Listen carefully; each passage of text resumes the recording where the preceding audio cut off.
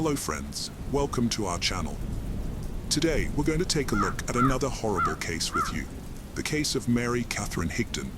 Mary Catherine Higdon was born in 1994. Mary was a lively and cheerful child who loved making people laugh with her humor, impressions, and playful antics. She had a special bond with her pet frog, which she'd often take on walks around town. Mary was an outdoorsy person who enjoyed exploring nature and appreciating its beauty. She was also passionate about performing, often putting on shows for her family that showcased her creativity and imagination. Her family saw great potential in her and thought she had a bright future ahead. As she grew older, Mary developed a strong interest in firearms. She learned to handle guns responsibly and appreciated their power. She became a skilled marksman and continued to develop her skills. During her high school years, Mary met her partner, Stephen Freeman, who would become the love of her life. Stephen was born on January 1st, 1995, in Griffin, Georgia, where he grew up with his parents and brother. He had a happy childhood, surrounded by a loving family and many friends who described him as laid-back, kind, and helpful. Stephen enjoyed spending time outdoors and exploring nature. Stephen was particularly close to his parents, but he shared a special bond with his mother. When she graduated from college after returning to school, Stephen wrote her a heartfelt letter expressing his admiration for her achievement. In the letter, he praised her hard work and determination, saying he looked up to her every day and loved her more than words could say.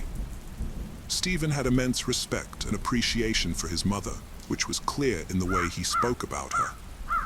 After meeting in high school, Stephen and Mary Catherine formed a strong bond, united by their passion for outdoor activities like hiking, camping, fishing, and hunting. Their shared love of nature became the foundation of their robust relationship. After graduating from high school, the couple decided to take the next step by moving in together in Griffin, Georgia. Living together in their own space thrilled Mary Catherine and Stephen. What's more, Stephen's mother welcomed Mary Catherine into their family, treating her like a daughter.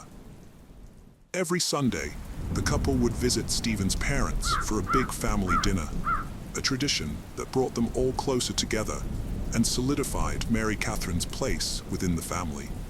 Stephen's friends were initially hesitant about his relationship with Mary Catherine, but as they got to know her better, they began to appreciate her positive influence on Stephen's life.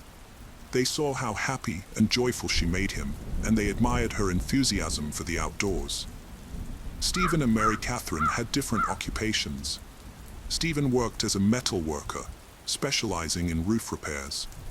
Mary Catherine, on the other hand, had two part-time jobs. She worked as a teacher's assistant at St. George's Episcopal School, a preschool in Milner, Georgia. Additionally, she was employed at a sporting goods store where she sold guns. Interestingly, one of Stephen's close friends, Thomas Skinner, was also a colleague of Mary Catherine's at the sporting goods shop. Mary Catherine learned about basic gun safety while working at a sporting goods store, which taught her how to properly hold, load, and shoot a gun. Similarly, Stephen was enthusiastic about firearms and owned several shotguns and rifles that he used for hunting and target practice. He also kept a Glock 42 handgun at home for self-protection. After 5 years together, Mary Catherine and Stephen were still living in their apartment in Griffin, Georgia, by the summer of 2018. However, their relationship took a tragic turn on August 1st when Mary Catherine made a distressing 911 call, marking the end of their high school romance. Mary Catherine frantically called the dispatcher, screaming that she had accidentally just shot her boyfriend. The police quickly responded to the emergency call and arrived at the apartment shared by Mary Catherine and Stephen.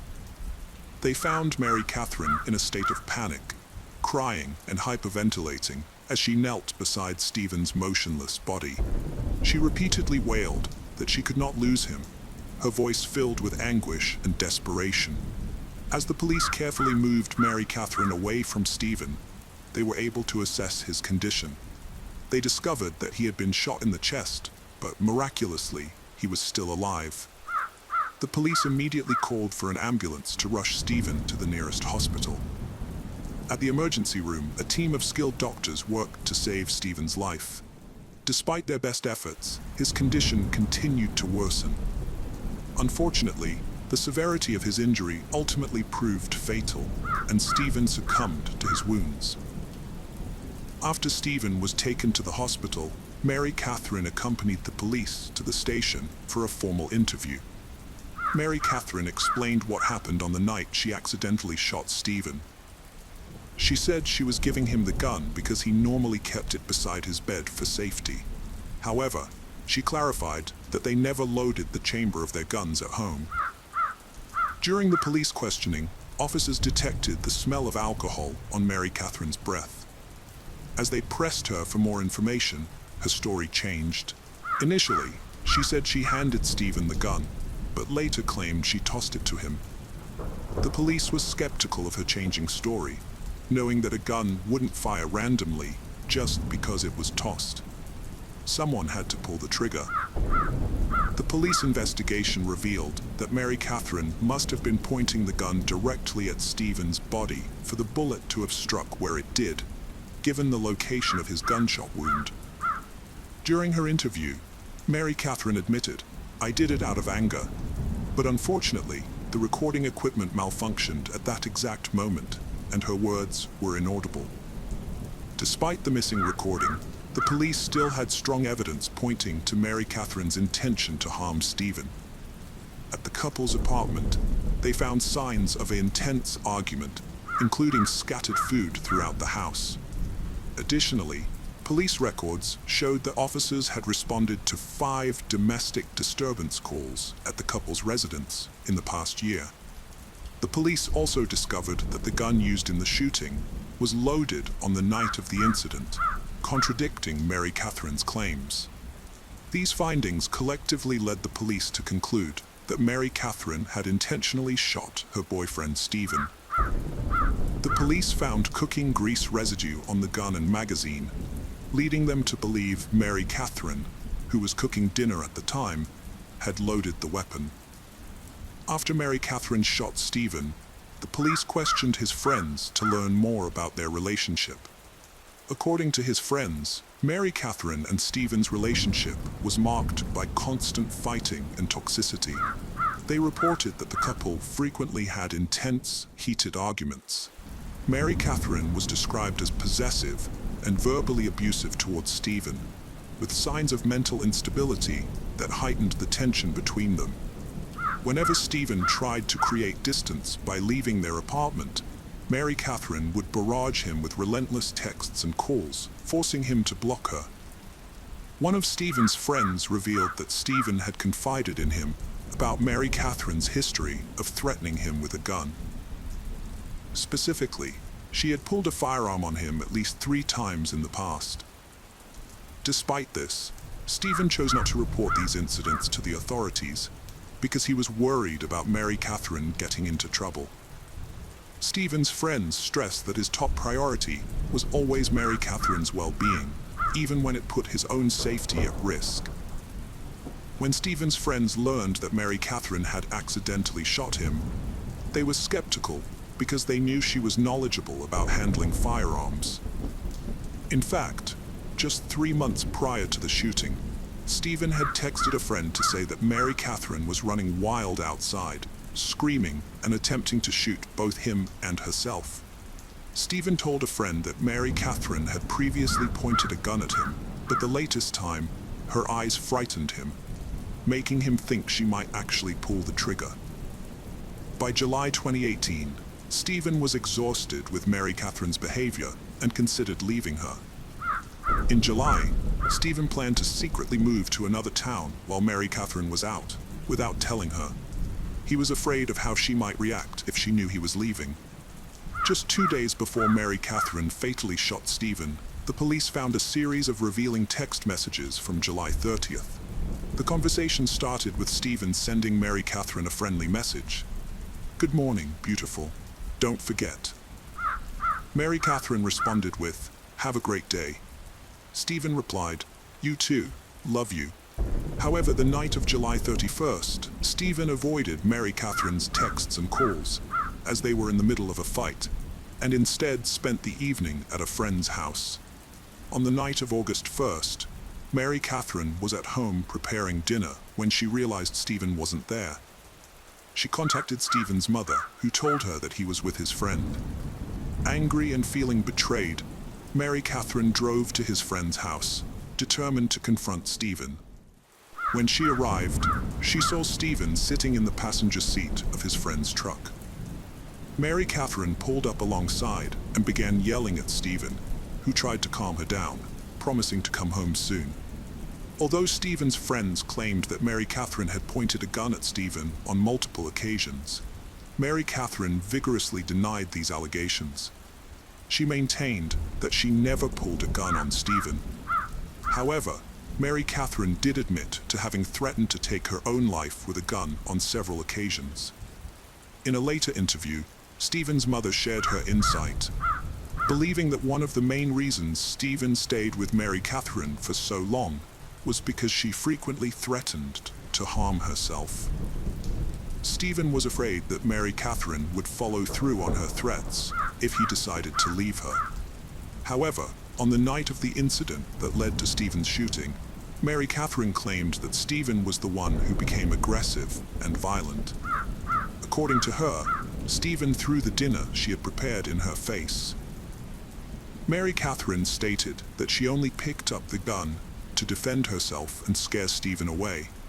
She wanted him to leave the apartment, but Stephen allegedly lunged at her, which frightened her. As she backed away, the next thing she knew, Stephen was bleeding from the chest.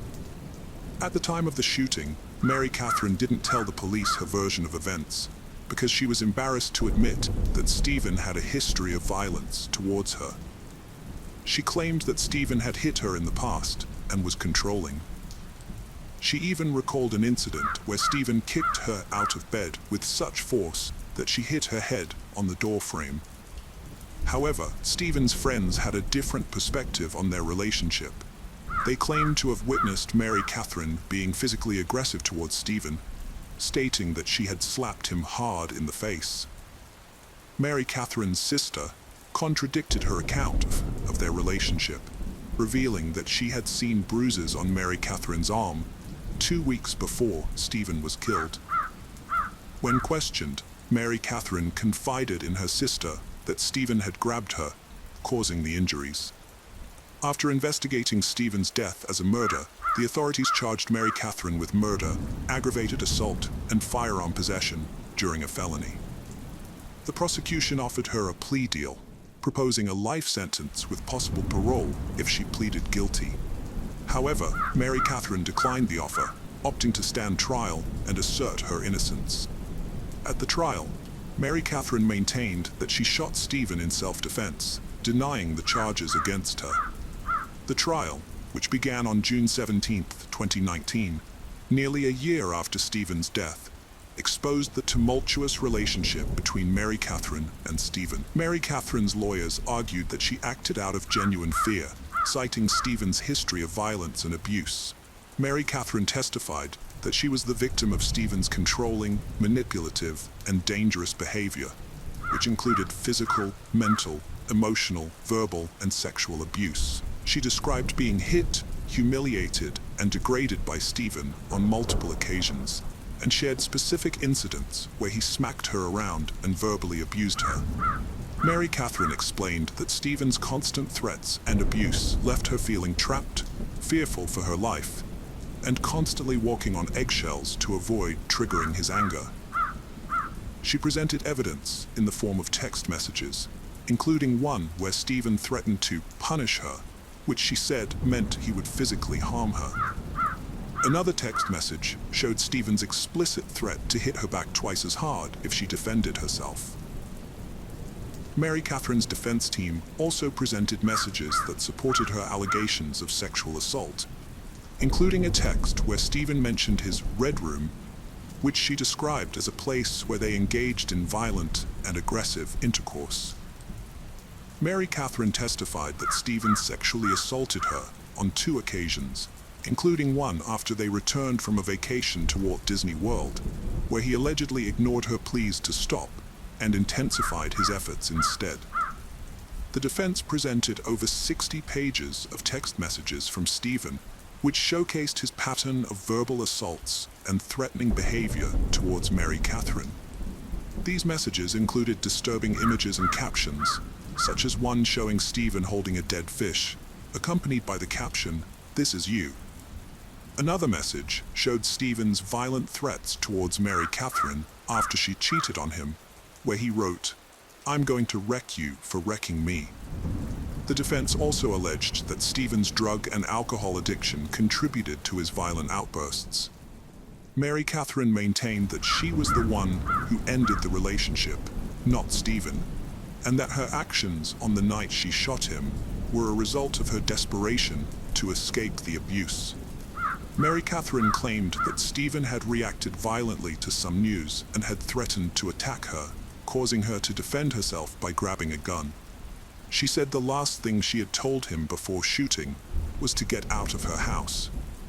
However, Stephen's friends and family disputed Mary Catherine's allegations, describing Stephen as a friendly and caring person. Stephen's mother said she was unaware of any threatening messages her son had sent Mary Catherine and did not condone such behavior. Although she acknowledged that Stephen may have said some angry things, she believed he did not mean them. In court, the prosecution questioned Mary Catherine about her story, pointing out that she had never reported any alleged abuse by Stephen. They also presented evidence that Mary Catherine had searched for violent and explicit content online just hours before the shooting, which she claimed was to find ways to make Stephen happy. The prosecution argued that Mary Catherine had changed her story about the shooting multiple times, and that a text from Stephen suggested she had pointed a gun at him before.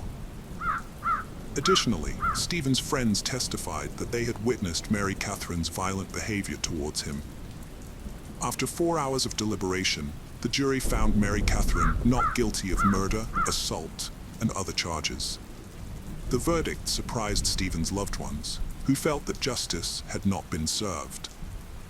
Later, the jurors revealed that they believed Mary Catherine had intentionally killed Stephen, but there was not enough evidence to prove it beyond a reasonable doubt. This lack of evidence made it difficult to determine whether the shooting was murder or self-defense. The case of Sierra Jugan. Sierra Jugan was a bright and cheerful young woman who spread joy and laughter wherever she went. Her adventurous nature and ability to find humor in any situation made her a delight to be around, even when she made mistakes. As she entered high school, Sierra's confidence and enthusiasm only grew. She fearlessly tried out new experiences, including volleyball, and showed remarkable poise both on and off the court. After returning from a family vacation on July 19, 2016, Sierra was excited to start the new semester at the University of Toledo, where she had plans to study abroad. She had recently bought a new bike and was eager to take it for a spin. Her mom wanted to discuss her study abroad plans with her, but Sierra decided to visit her boyfriend Josh's house, which was 7.12 miles away beforehand. Sierra left her house in high spirits, wearing shorts and a tank top, and promised her mom she would be back by 10:05 p.m. However, when Josh tried to reach her later, her phone went straight to voicemail. Alarmed, Josh called Sierra's mom, who immediately sensed that something was wrong. Sierra's family, including her aunt and Josh, mounted a search effort to locate her after she went missing. They thoroughly searched the neighborhood, suspecting she might have been involved in an accident. Despite their efforts, they didn't find any clues or signs of Sierra's whereabouts. As time passed, Sierra's family became increasingly worried. Her mom eventually contacted the police, who arrived about an hour later. A concerned neighbor informed the family that County Road 6 was blocked off, and they rushed to the scene. There, they found a chaotic atmosphere and officers who wouldn't allow them to pass. The officers weren't able to provide any information, leaving Sierra's family in a state of panic. In desperation, they decided to seek help from the FBI. As the night wore on, Sierra's family was left to wonder what had happened to their daughter, unable to rest due to their growing concern. The next day, Sierra's mom and aunt started searching for her by calling hospitals, looking for any unidentified females. Although they didn't find anything, they got a promising lead from Detroit, Michigan. A young woman who looked a lot like Sierra was in the hospital after escaping from a moving vehicle with serious injuries. To confirm her identity, a nurse asked Sierra's family to describe any distinctive marks on her body. Sierra's mom mentioned a scar on her calf and her pierced belly button. The woman in the hospital seemed to match Sierra's description, giving the family hope that they had finally found her. However, their hopes were soon dashed when they discovered that the woman in the hospital was not Sierra after all. The family was devastated to learn that the person found wasn't Sierra, as they had pinned their hopes on it being her. Later that morning, police officers came to Sierra's house to update them on the previous night's events. One of the officers had discovered a disturbed cornfield near the area while parking his car. He noticed signs of a struggle inside the cornfield and found a motorcycle track. To avoid contaminating potential evidence, he retreated without touching anything. As he retreated, he caught a glimpse of something shiny that turned out to be Sierra's purple bike. Further investigation revealed several items at the scene, including male and female sunglasses, a bloody sock, and a screwdriver. Based on these findings, the police believed that Sierra had likely been abducted from that location. Detectives investigating Sierra's disappearance interviewed her friends and family to learn more about her boyfriend, Josh. They found out that Sierra and Josh had been close friends since childhood, starting from when they were just 7 years old. As they grew older, their friendship turned into a romantic relationship in their first year of high school, and they became known for being a happy and adventurous couple. Skiing was one of their shared hobbies, and they would often go skiing together. After high school, Sierra went to the University of Toledo, while Josh attended Bowling Green. Despite the physical distance between them, they remained committed to each other and would often talk about getting married someday. However, Sierra wanted to focus on her education before settling down, showing how dedicated she was to her studies. Despite the challenges of being apart, their relationship remained strong and serious. On July 19th, detectives learned that Sierra had visited Josh's house in the early afternoon. She left his house around 6:30 p.m. to return home, and Josh, concerned for her safety, accompanied her on his motorcycle for part of the way. However, after a few miles, Sierra insisted that Josh turn around and let her ride her bike the rest of the way home alone. Josh reluctantly agreed, and they parted ways. Josh headed back on his motorcycle, while Sierra continued riding her bike. During the investigation into Sierra's disappearance, detectives found motorcycle tracks in the corn stalks near Sierra's bike. This discovery raised a key question. Did these tracks come from Josh's motorcycle? The detectives couldn't ignore this potential connection and began investigating further to see if they could link Josh to the scene of Sierra's disappearance. They set up a command post to gather and analyze any relevant clues. A promising lead emerged quickly. A local resident came forward, saying he had found a motorcycle helmet on the side of the road on July 14th while driving. He picked it up and stored it in his truck. After learning about Sierra's disappearance, he examined the helmet more closely and discovered red stains that appeared to be blood. The helmet was found in the same general area where Sierra's bike was discovered in the cornfield. The detectives asked Josh about his motorcycle helmet, and to their relief, he produced it, confirming he had it with him. They also verified his alibi by speaking with his parents, like ruling him out as a suspect. Although visibly shaken, Sierra's family never considered Josh responsible for her disappearance. The detectives were determined to identify the owner of the blood-stained helmet, recognizing the significance of DNA evidence. They sent the helmet to the crime lab for testing, anticipating a potential breakthrough. The detectives waited patiently for the results, hoping it would lead them closer to solving the case. The news of Sierra's disappearance spread quickly throughout the town, prompting the community to come together to search for her. Citizens joined forces, organizing search parties that scoured every possible area, searching for any clue that could lead to her whereabouts. As the townspeople worked tirelessly to bring Sierra home safely, they felt a strong sense of unity. To show their support, the community organized a candlelight vigil at the local high school. The atmosphere was emotional, filled with grief, hope, and determination. Hundreds of people gathered, holding candles and sending their thoughts and prayers for Sierra's safe return. After 2 days of investigation, the police received a tip about a suspicious van seen speeding through the area. They suspected that Sierra might have been taken in the van, possibly falling victim to sex trafficking. The police received a tip about a license plate number linked to a van that was speeding through the area where Sierra went missing. They interviewed the van's owner, who explained that he had sped up because another vehicle had suddenly approached from behind, possibly a family member searching for Sierra. This had startled him, causing him to quickly leave the area, which may have given the impression that he was involved in Sierra's disappearance. After 48 hours of investigation, the police had no leads on Sierra's whereabouts. As each day passed, her family's hopes of finding her alive were dwindling. The police continued their door-to-door search, which eventually led them to a nearby farm that belonged to James Worley. The farm had several structures, including a house, a trailer, and a large barn. The police questioned James Worley about the day Sierra disappeared, hoping to get any information that could help them find her. To the detectives' surprise, James revealed that he had been riding his motorcycle on the day Sierra went missing.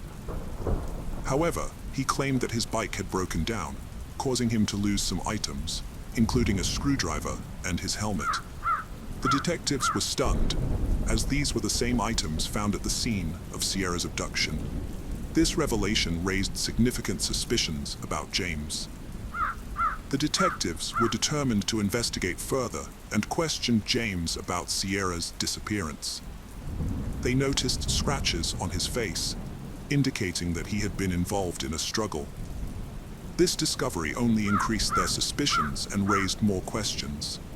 They wondered if the scratches were the result of a confrontation with Sierra. The detectives decided to investigate James's background, hoping to uncover relevant information.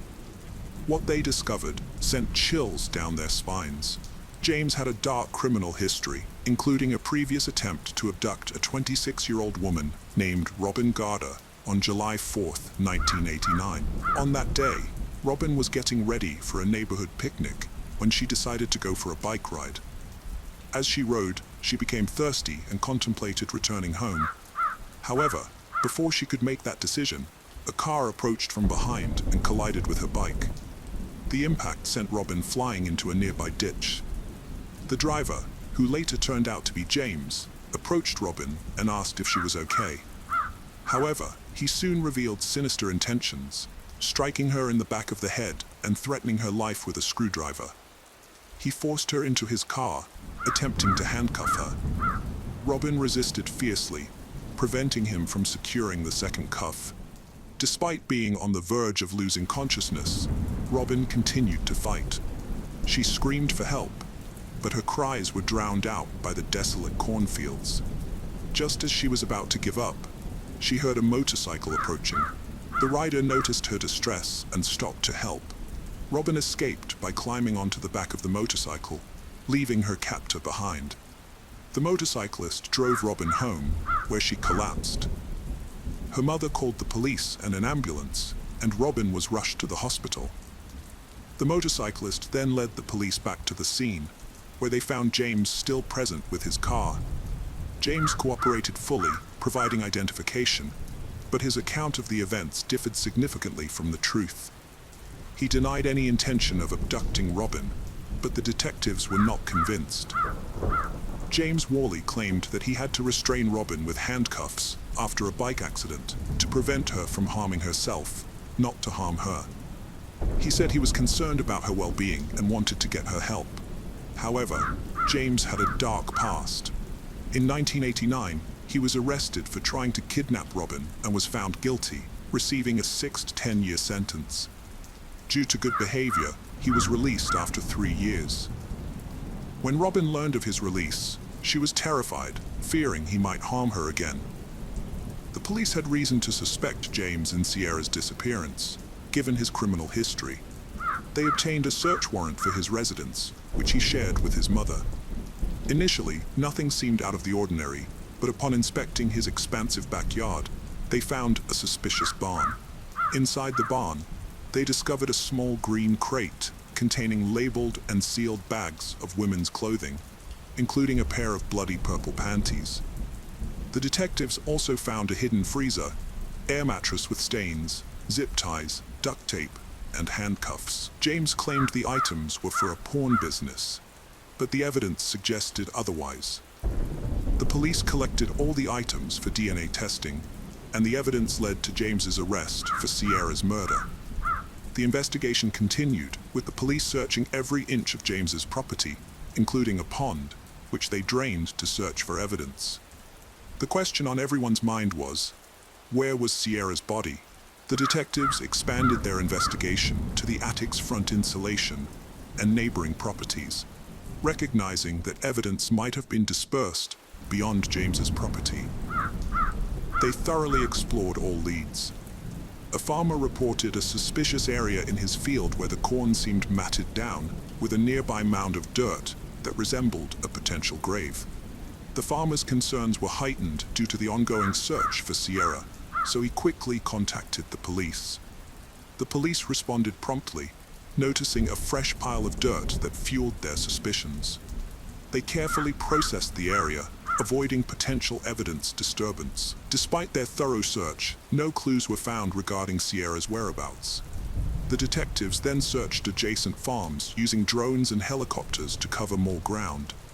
They soon discovered a mound of dirt with freshly matted corn, with trained dogs indicating a potential crime scene. As they dug, they made a grim discovery: human remains, later confirmed to be Sierra's body. Tragically, her hands were bound behind her back, and her feet were tied to handcuffs. An object was lodged in her mouth, restricting her airway, which ultimately led to her death. The devastating news was delivered to the Sierra family that night. The family was overwhelmed with grief, and their sorrow was palpable. 1 month after the abduction and murder, James Worley was indicted on 19 counts, including kidnapping and aggravated murder. 2 years later, Worley stood trial, pleading not guilty despite overwhelming evidence. The state presented a terrifying story over 8 intense days, and the jury deliberated for 6 hours before finding Worley guilty on all counts related to Sierra's murder. The sentence imposed was death. The case of Heidi Firkus. Heidi Marie Eriksson was born on December 14, 1984, to John and Elinda Eriksson, and was the youngest of their 3 children and their only daughter. She was known for her playful and artistic nature, and lived her life to the fullest. After graduating from high school in 2003, she continued her education at the University of Northwestern in Roseville. During this time, she was a regular attendee at Calvary Church in the city, where she had been involved since her early years. It was at Calvary Church that she met Nick Firkus, with whom she shared the role of youth group leaders, serving their community with dedication and passion. Nicholas Firkus was born on February 25, 1983, to Julie and Steve Firkus.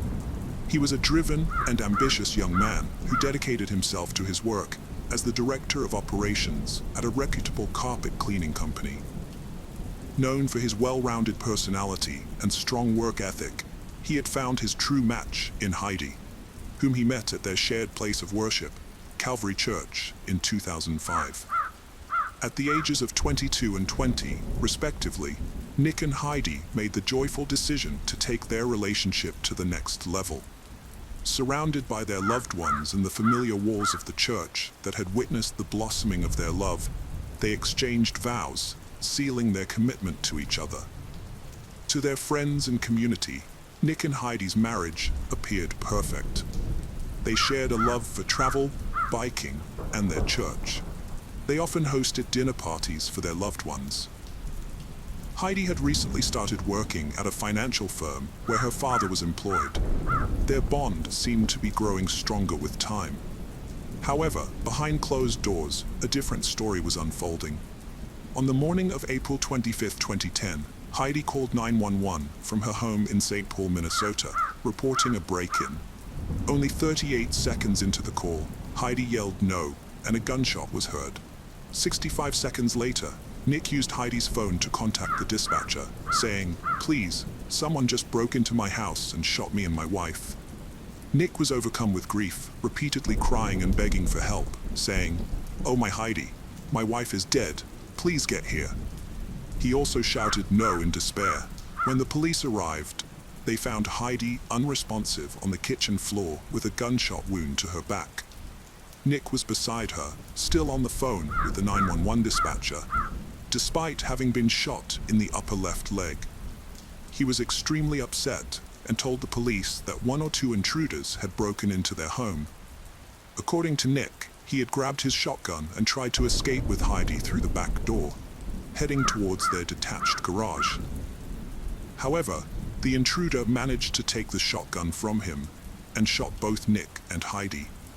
Sadly, Heidi was pronounced dead at the scene, her life cut short by the tragic events. Nick, meanwhile, was rushed to the hospital for treatment and was later questioned by the police while still in the hospital. Police asked Nick why he and Heidi left the safety of their bedroom to face the potential danger. Nick explained that they were trying to escape through the back door. After receiving medical treatment for his wounds at the hospital, Nick was released just 3 hours later and was interviewed again at the police station about the incident. At the police station, Nick provided a detailed account of what happened. He recalled watching a movie with Heidi and having a glass of wine before going to bed around midnight. Nick said he woke up around 6:10 to 6:15 a.m. when he heard the screen door open and someone fiddling with the doorknob. The investigators questioned Nick about locking the deadbolt, and he admitted that he and Heidi usually made sure to lock it, but he believed he had forgotten to do so that particular night. After hearing the noises, Nick retrieved his shotgun from the upstairs closet, which he had brought up from the basement a month ago because he noticed it was starting to rust. Although the shotgun was initially empty, Nick loaded it when he heard the noises. He then woke up Heidi, instructed her to call 911, and told her to leave the house and go to the garage where their cars were parked. Nick also shared that he and Heidi had a safety plan in place in case of trouble, which was to go to the garage where their cars were parked. Nick, who is right-handed, was holding a pair of jeans in his right hand and a shotgun in his left hand as he walked behind Heidi toward the garage. They stopped at the front door, where Heidi retrieved her wallet from a table. Suddenly, the door burst open and a tall, dark-skinned man rushed in. The intruder wore a dark hooded sweatshirt with the hood pulled tightly around his face. Nick dropped the jeans, and the intruder grabbed the shotgun barrel. The two men then engaged in a physical struggle. During the altercation, the gun fired, and Nick said his finger accidentally slipped onto the trigger. He believed he hit Heidi in the back, causing her to collapse immediately. They continued fighting over the shotgun, which fired again, hitting Nick in the upper thigh and causing him to fall to the ground. The intruder then fled out the front door.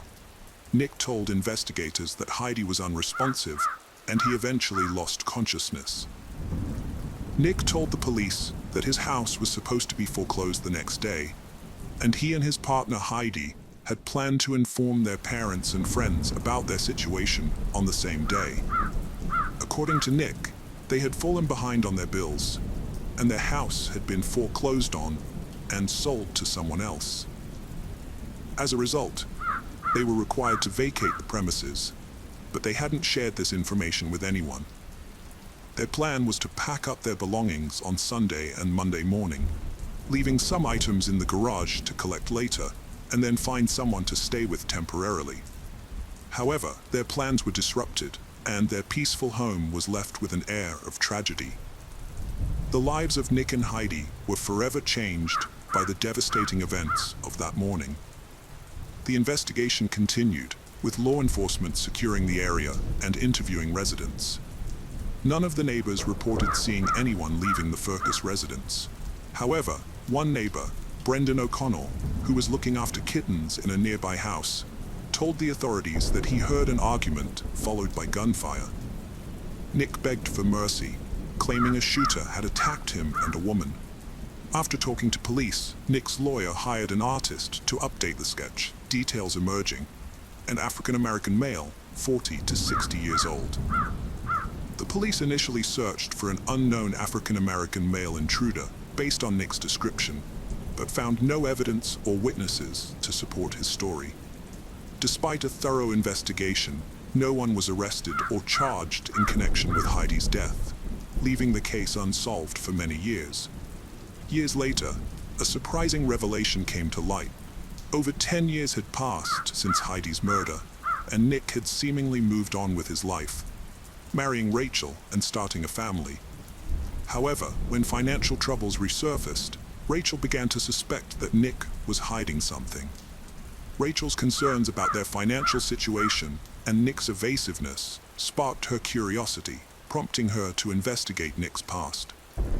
As she dug deeper, she uncovered secrets and inconsistencies that made her question everything she thought she knew about her husband and his possible involvement in Heidi's death.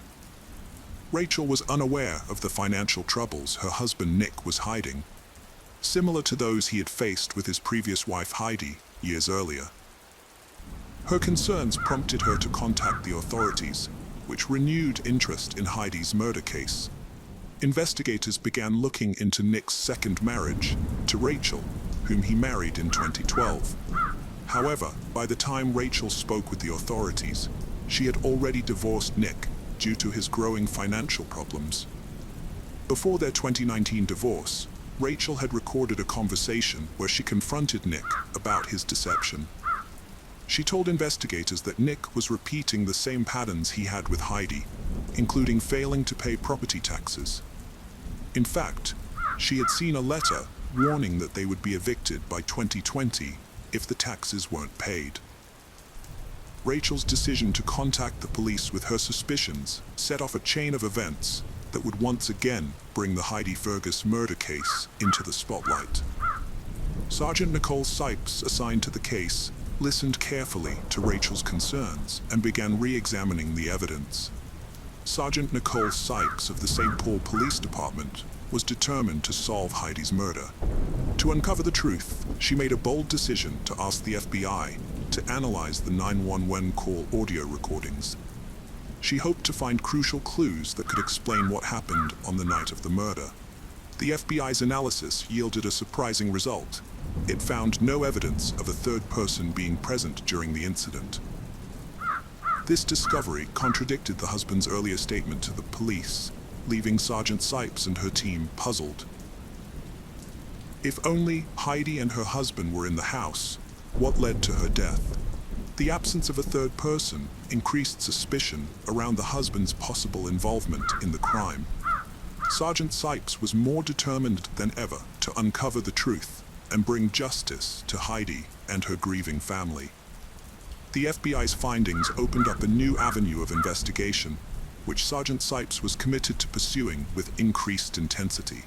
The investigators obtained financial documents that disputed Nicholas Fergus's earlier statements, further implicating him in Heidi's murder.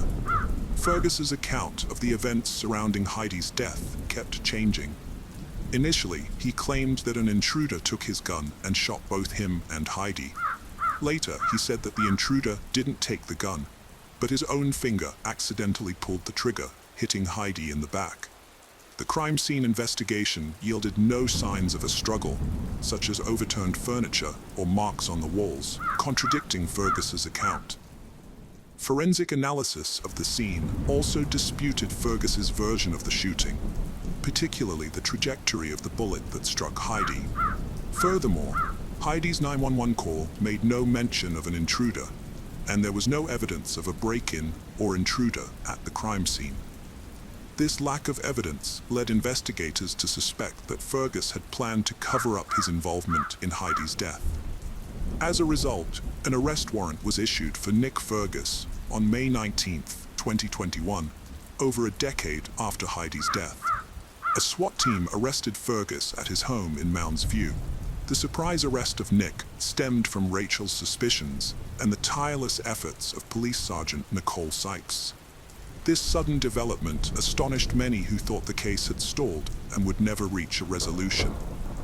As the legal proceedings progressed, the case details would be re-examined, and the truth about that fateful night would gradually emerge. At the trial, Nick Fergus maintained that he was innocent and pleaded not guilty. Many of his family members, including his father, claimed to believe in his innocence, stating that Nick's love for Heidi would have prevented him from committing such a violent act. However, the jury disagreed with their assessment. On February 10, 2023, the jury delivered a shocking verdict after deliberating for 10 hours. They found Nick, the person Heidi trusted most, guilty of her brutal murder. This outcome left everyone who knew Heidi in a state of shock and disbelief. The prosecution built a strong case against Nick by showing that he was facing severe financial difficulties, which they argued led him to kill Heidi to avoid shame and conflict. They questioned the truth of Nick's claim that a home invader was responsible, suggesting that he fabricated the story to divert attention from himself. The prosecution presented convincing evidence, including the lack of signs of forced entry and inconsistencies in Nick's account. Notably, there was no DNA or physical evidence to support the presence of an intruder, which raised serious doubts about Nick's story. Prosecutor Rachel Craker argued that Nick's inability to accept the truth of his financial deception led him to commit a shocking crime, sacrificing Heidi's life to preserve his reputation. In contrast, Nick's defense attorney, Robert Richmond, countered that it didn't make sense for Nick's financial problems to suddenly drive him to murder. Nick claimed that killing his wife would somehow boost his reputation, but this statement is illogical. After intense debates during the trial, the jury finally reached a verdict that would determine whether Nick would be held accountable for Heidi's death. The jury carefully considered the evidence, emotional testimonies, and legal arguments before delivering a unanimous verdict. Nick Fergus was guilty of first-degree murder. On April 13, 2023, the judge handed down the most severe sentence possible: life in prison without parole. Although found guilty, Nick still insists he had nothing to do with Heidi's death. He maintains his innocence even after being sentenced. When he was sentenced, Nick said, "I understand the pain and loss felt by everyone here today. Justice has been served, but it came at a great cost. A broken family, a betrayed community, and a life cut short." The verdict brought a sense of closure to Heidi's family and friends, but it also left them with the painful realization that the man they thought they knew was capable of such a heinous act. So, you must be thinking, where is Nick now? Nick is currently serving his life sentence at the Minnesota Correctional Facility located in St. Cloud, Minnesota. Here's what drove Nick to commit the tragic act. The motive behind the killing remains unclear, but there are clues. In June 2009, Nick received foreclosure papers on their house, which was then sold at a sheriff's auction the same month. 10 months before Heidi's death, eviction proceedings began in February 2010, with a hearing scheduled for March 8, 2010. Nick attended the hearing alone. Initially, the lockout was set for April 9, 2010, but Nick called the attorneys, claiming his grandmother was in the hospital and about to die. He requested the lockout be rescheduled for April 26, 2010. However, investigators found no evidence to support this claim. When questioned, Nick said Heidi was aware of their financial troubles and that they had made plans together to move out of their foreclosed home and start fresh elsewhere. The truth behind a tragic event was finally revealed by prosecutors. a husband, Nick, had been hiding their severe financial struggles from his wife, Heidi. Tragically, before she could discover the truth, he took her life. Instead of being honest with his wife and working together to find a solution, Nick chose a devastating path. According to prosecutors, Nick's motive for killing his wife was his shame and fear of revealing their financial problems, which included $118,000 in credit card debt and 22 months of late mortgage payments. By killing Heidi, Nick avoided confronting the consequences of his own deception. In the end, justice was served, but Heidi's loved ones still suffered immense pain and loss. Unfortunately, no legal punishment could undo the harm or bring back the vibrant life that was cruelly taken. The case of Michael Haight. Michael Haight was born on January 7, 1980, in Seattle, Washington, and later moved to Cedar City, Utah, with his family after his father finished dental school. As a child, Michael was very active and enjoyed playing sports like baseball, basketball, and soccer. He also excelled in school and achieved the rank of Eagle Scout. After graduating from high school in 1998, Michael worked at a fish plant in Alaska for the summer, where he quickly proved himself as a leader, rising to the position of line manager and overseeing a team of over a dozen men. This experience showcased his strong work ethic and dedication. Michael then embarked on a mission trip to South Brazil with the Church of Jesus Christ of Latter-day Saints, which deepened his faith and commitment to his religious community. When he returned to the United States, he pursued a business degree at Southern Utah University, graduating in 2004. During his time at the university, Michael met his future wife, Tasha Earle, and they fell in love. They got married in the St. George Temple on May 10, 2003. Michael appeared to be a devoted husband and father, often spending quality time with his family at sports events, school concerts, and working on projects together in the garage. On January 4, 2023, a shocking discovery was made at the Haight residence in Enoch. 8 bodies were found, leaving investigators and neighbors stunned.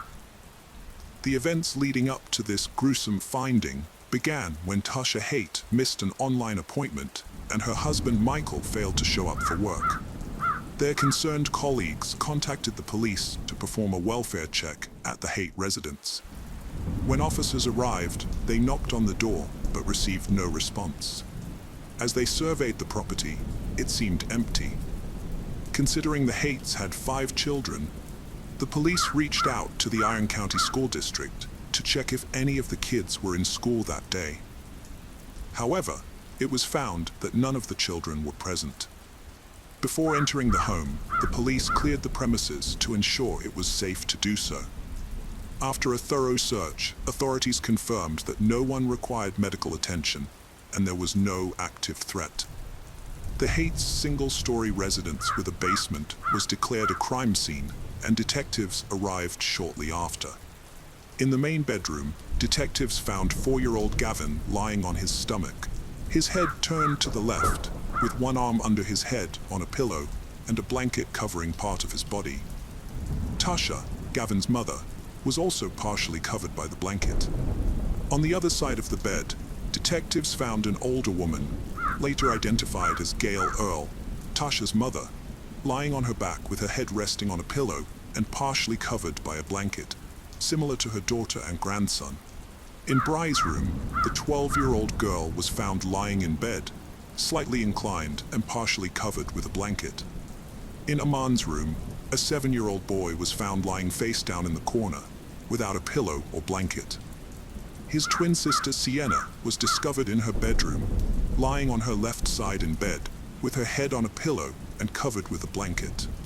The eldest child, 17-year-old Macy, was found in her bed, with her head on a pillow and her body covered with a blanket. In the exercise room of the basement, the detectives found Michael Haight lying on top of a sleeping bag. Sadly, all 8 family members were found dead from gunshot wounds. It quickly became clear to the detectives that Michael Haight was the main suspect, and they believed he had killed his wife, mother-in-law, and 5 children before taking his own life. When detectives started investigating, a neighbor provided vital information that helped them reconstruct the crime's timeline. The neighbor told police she woke up at 3:30 a.m. to use the bathroom, and as she left her room, heard a loud bang that sounded like fireworks. However, realizing it was after the allowed date for fireworks in the neighborhood, she felt annoyed rather than alarmed by the noise. The neighbor reported hearing an initial loud bang, followed by two more in quick succession, then a short pause, another bang, and a longer pause before the final bang. Based on this testimony and the condition of the 8 bodies found inside the house, the detective inferred that the loud noises heard around 3:30 a.m. were directly connected to the events that unfolded that night, leading them to believe that Michael Haight committed the brutal killings during this time frame. During the investigation into the Haight family murders, detectives discovered a 2020 report from an unnamed individual who had notified the Utah Division of Child and Family Services about abuse in the Haight household. According to the report, 14-year-old Macy had confided in this individual about her fear of her father, sparking a further investigation. The authorities then interviewed Macy and her parents separately. During Macy's interview, she revealed disturbing information. Her father had choked her on multiple occasions, and she lived in fear of being killed by him. She reported that the violent attacks began in 2017 and recounted an incident where her father grabbed her by the shoulders and pushed her into a wooden piece of furniture. Michael Haight denied hurting his daughter when questioned by detectives, passing off the incidents as misunderstandings and attributing his emotional state to his father's recent death and his brother's divorce. He claimed to have taken out his frustrations on his older daughter. Despite this, Tasha chose not to press charges, and the Utah Department of Children and Family Services, the Enoch Police Department, and the Iron County Prosecutor's Office also declined to pursue the case, as it did not meet the legal requirements for prosecution. A lethality assessment was conducted with Tasha, which indicated that her relationship with Michael was not life-threatening. As a result, victim services were made available to Tasha and her children for several months. Further investigation revealed a different side of Michael, unknown to the community. According to Tasha's friends, they had to speak quietly or turn on the kitchen water when visiting Tasha, as they suspected Michael was monitoring and eavesdropping on their conversations. Tasha's friends would often help her clean the house when they visited, which prevented Michael from finding fault with her. When texting Tasha, her friends noticed that she would respond with brief, positive messages, likely to maintain a positive image in case Michael read them. This suggested that everything was fine in their marriage. The detectives investigating the case discovered that Michael exhibited highly controlling behavior towards Tasha. For instance, he would take away her car keys and phone to restrict her freedom. Another red flag was his overreaction when Tasha bought a $30 rug from Walmart to replace a dirty one, which was a legitimate need. Michael's anger was unwarranted, and he claimed the purchase was excessive. Tasha confided in her friends that her 7-year-old son, Aman, was increasingly imitating Michael's bad behavior. When Tasha gave Aman instructions, he would respond, "That's not my job," which concerned Tasha as it showed his lack of responsibility and disregard for authority. Tasha's friends reported that in 2022, Tasha attempted to prioritize her own well-being by getting her nails done, a rare treat for her given her many responsibilities. However, her husband Michael refused to let her do so, imposing strict limits on her autonomy and freedom. Moreover, Michael frequently disregarded or ignored Tasha's instructions, and their friend Aman often followed his lead in doing so. Tasha felt more confident in her appearance after indulging herself, and she decided to get her nails done every month. However, Michael was unhappy about this decision and expressed his disapproval, worried about the cost. Tasha explained that it would only cost $25 per month, but Michael was unconvinced, arguing that the money could be better spent on their children. Michael's reaction was rooted in his need for control and sense of financial responsibility towards their family. Around the same time, Tasha started prioritizing her self-care and began losing weight, which had been a sensitive topic for her since Michael had often called her fat and ugly. However, instead of being supportive, Michael became furious and accused Tasha of cheating on him, trying to explain the sudden change in her appearance. Michael's controlling behavior escalated as he tried to manipulate Tasha's weight loss, pleading with her to stop losing weight because he was worried that other men might find her attractive. This demand was driven by his own insecurities and desire for complete control over Tasha's body and behavior. Tasha's friends also told the police about an incident where the kitchen table broke and Tasha needed to buy a new one. However, Michael refused to give her the money, further demonstrating his controlling behavior. Tasha was fed up with the old table and decided to take initiative by refinishing it to make it look better and more functional. However, Michael was unhappy with her decision because she didn't ask for his permission first. Michael was extremely frugal during the holiday season, despite earning a good income. He only gave Tasha $100 for each of their 5 children to buy presents, which was not enough in Tasha's opinion. Tasha always made sure her children had a wonderful Christmas, but Michael refused to provide more funds, claiming that he worked hard for his money and saw no reason to give more to his family. He believed that his income was rightfully his alone. Michael's passion for reducing waste and conserving resources led him to implement strict rules on household habits. He forced Tasha to wash and reuse plastic bags, even if they had been used only once or multiple times. This excessive demand for reusing bags added to Tasha's responsibilities, leaving her feeling burdened and overwhelmed. Michael's controlling behavior extended to every aspect of Tasha's life, including her daily routines.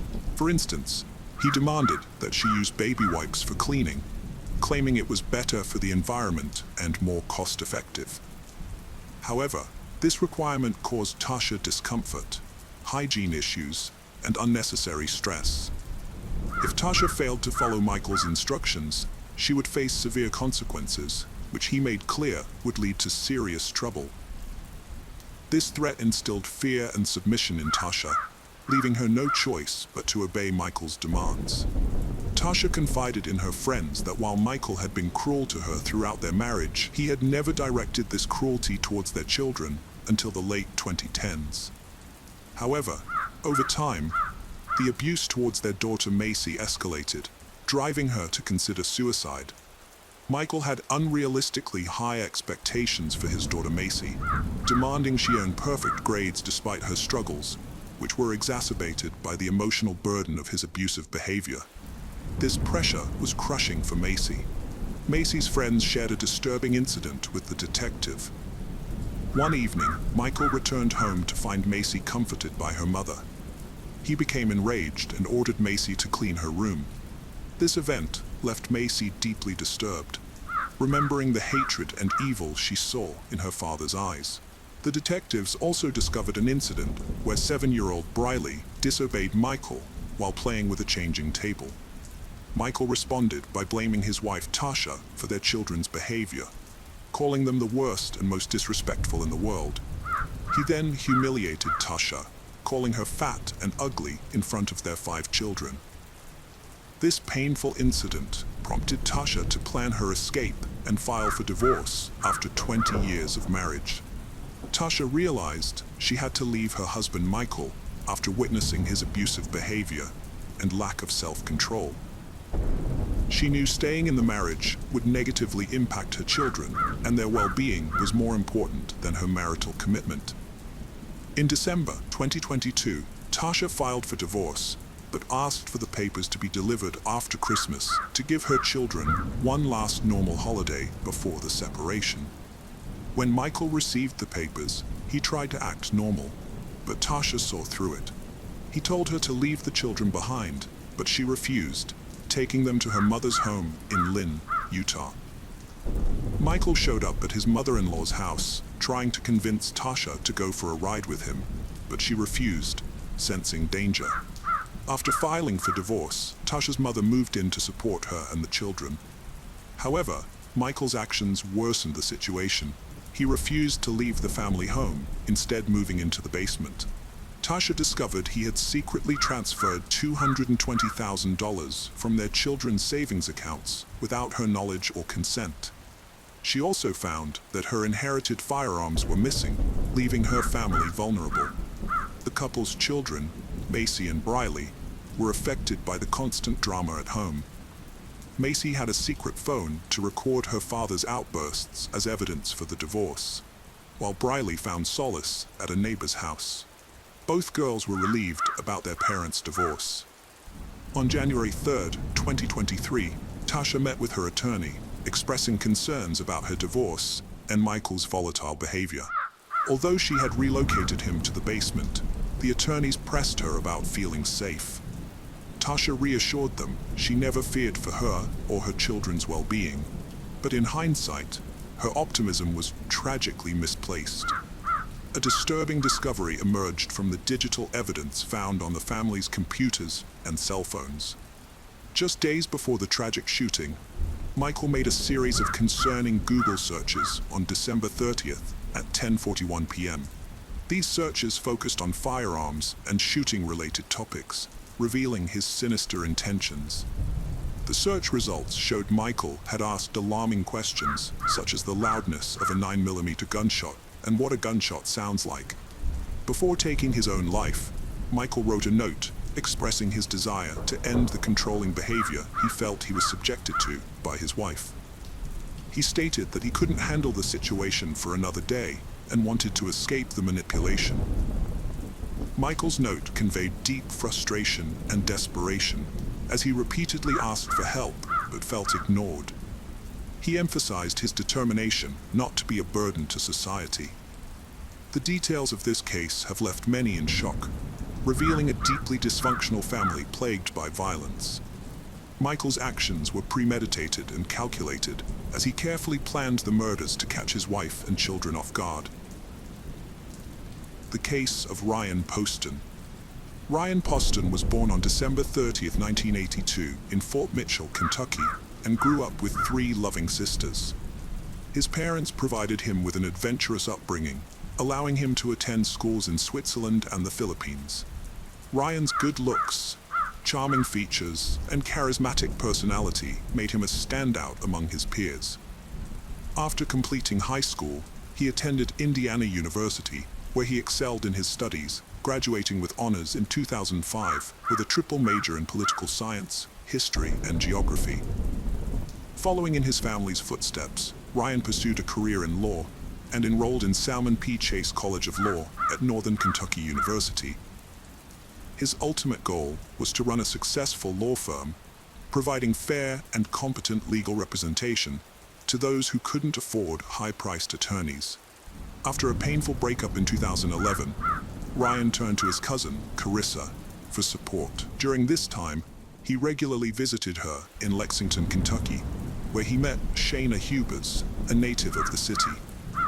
Shayna was a charming and lively individual with a warm personality that drew people to her. Despite their 8-year age difference, their mutual attraction grew stronger with each visit Ryan made to Lexington. As they spent more time together, their connection deepened. Shayna began to spend more weekends in Highland Heights, where Ryan lived, taking care of him and cooking for him. However, their promising future came to a devastating end on October 12, 2012. In a distressing 911 call, Shayna revealed that she had just killed her boyfriend Ryan. She described a harrowing scene of domestic violence that had escalated out of control, claiming that Ryan had attempted to physically abuse her and confronted her with a gun. According to Shayna, she panicked and pulled the trigger, shooting Ryan, and then shot him several more times, believing she was putting him out of his misery. Within minutes of Shayna's call, officers arrived at the scene, responding to the shocking tragedy. When police officers arrived, they told Shayna to come out of the apartment with her hands up. At first, she was hesitant, but she eventually complied.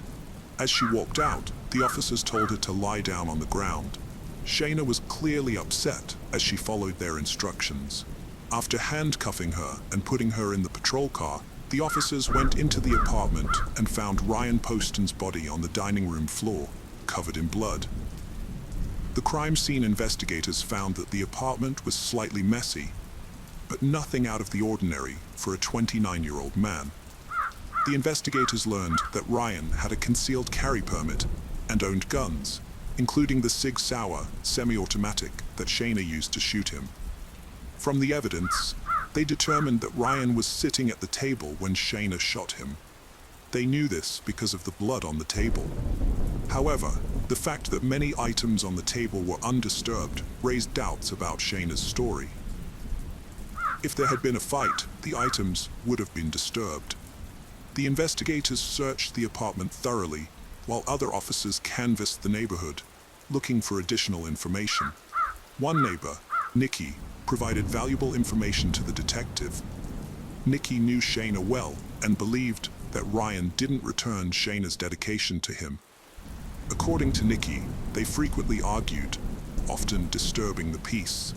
Months earlier, Nikki recalled an incident where Shayna came to her door in tears, saying she was afraid of Ryan.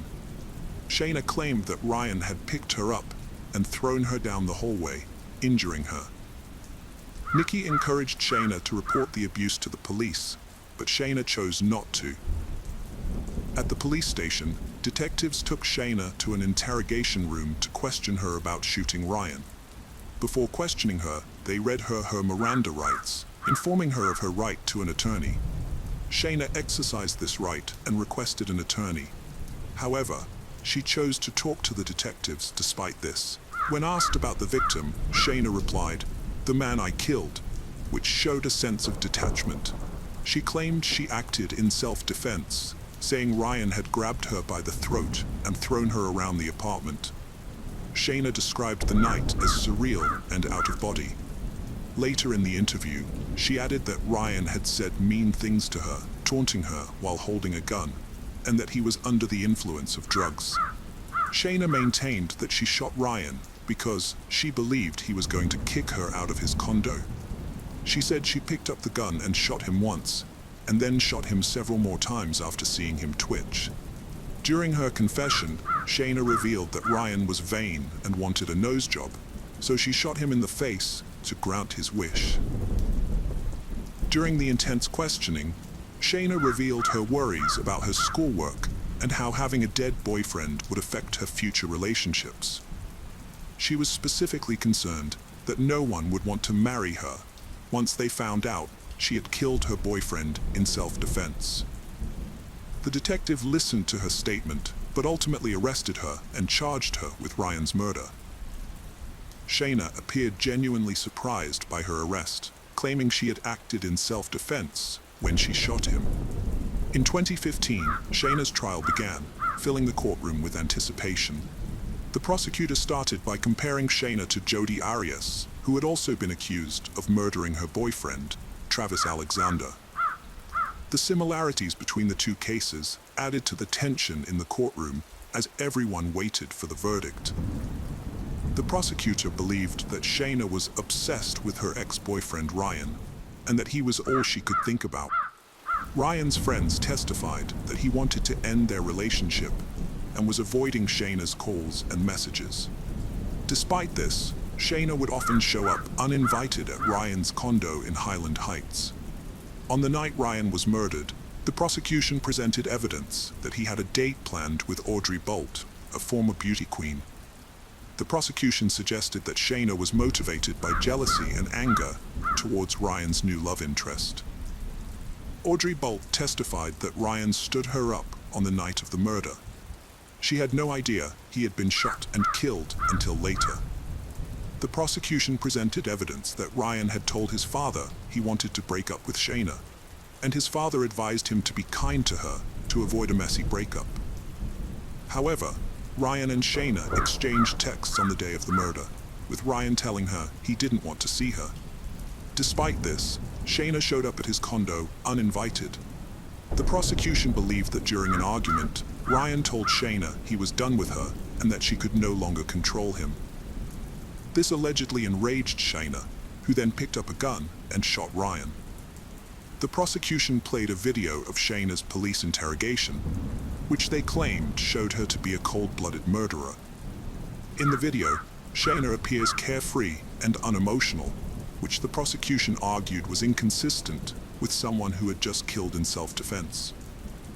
However, this interpretation was open to interpretation by the jury. The defense argued that Ryan was acting erratically and violently on the night of the murder due to drugs he was taking, including anti-anxiety medication and amphetamines. The autopsy results showed that these drugs were present in Ryan's system. The defense claimed that Shayna shot Ryan in self-defense. The evidence suggested that the substances he was using influenced his actions. To support this idea, Shayna's lawyers called an expert in toxicology to testify on her behalf. The expert stated that a combination of anti-anxiety medications and amphetamines could cause someone to become violent and paranoid. The defense presented this expert testimony to create a reasonable explanation for Shayna's actions, questioning whether she had intentionally meant to harm anyone. During Shayna's trial in April 2015, the prosecution became worried that the jury might be swayed by Shayna's self-defense claim, particularly because she was smart, young, and attractive. These fears were alleviated on April 23rd when the jury delivered a guilty verdict, convicting Shayna of murdering her boyfriend, Ryan Poston. However, at the sentencing hearing in August 2015, Shayna continued to blame Ryan for his own death, which outraged his friends and family.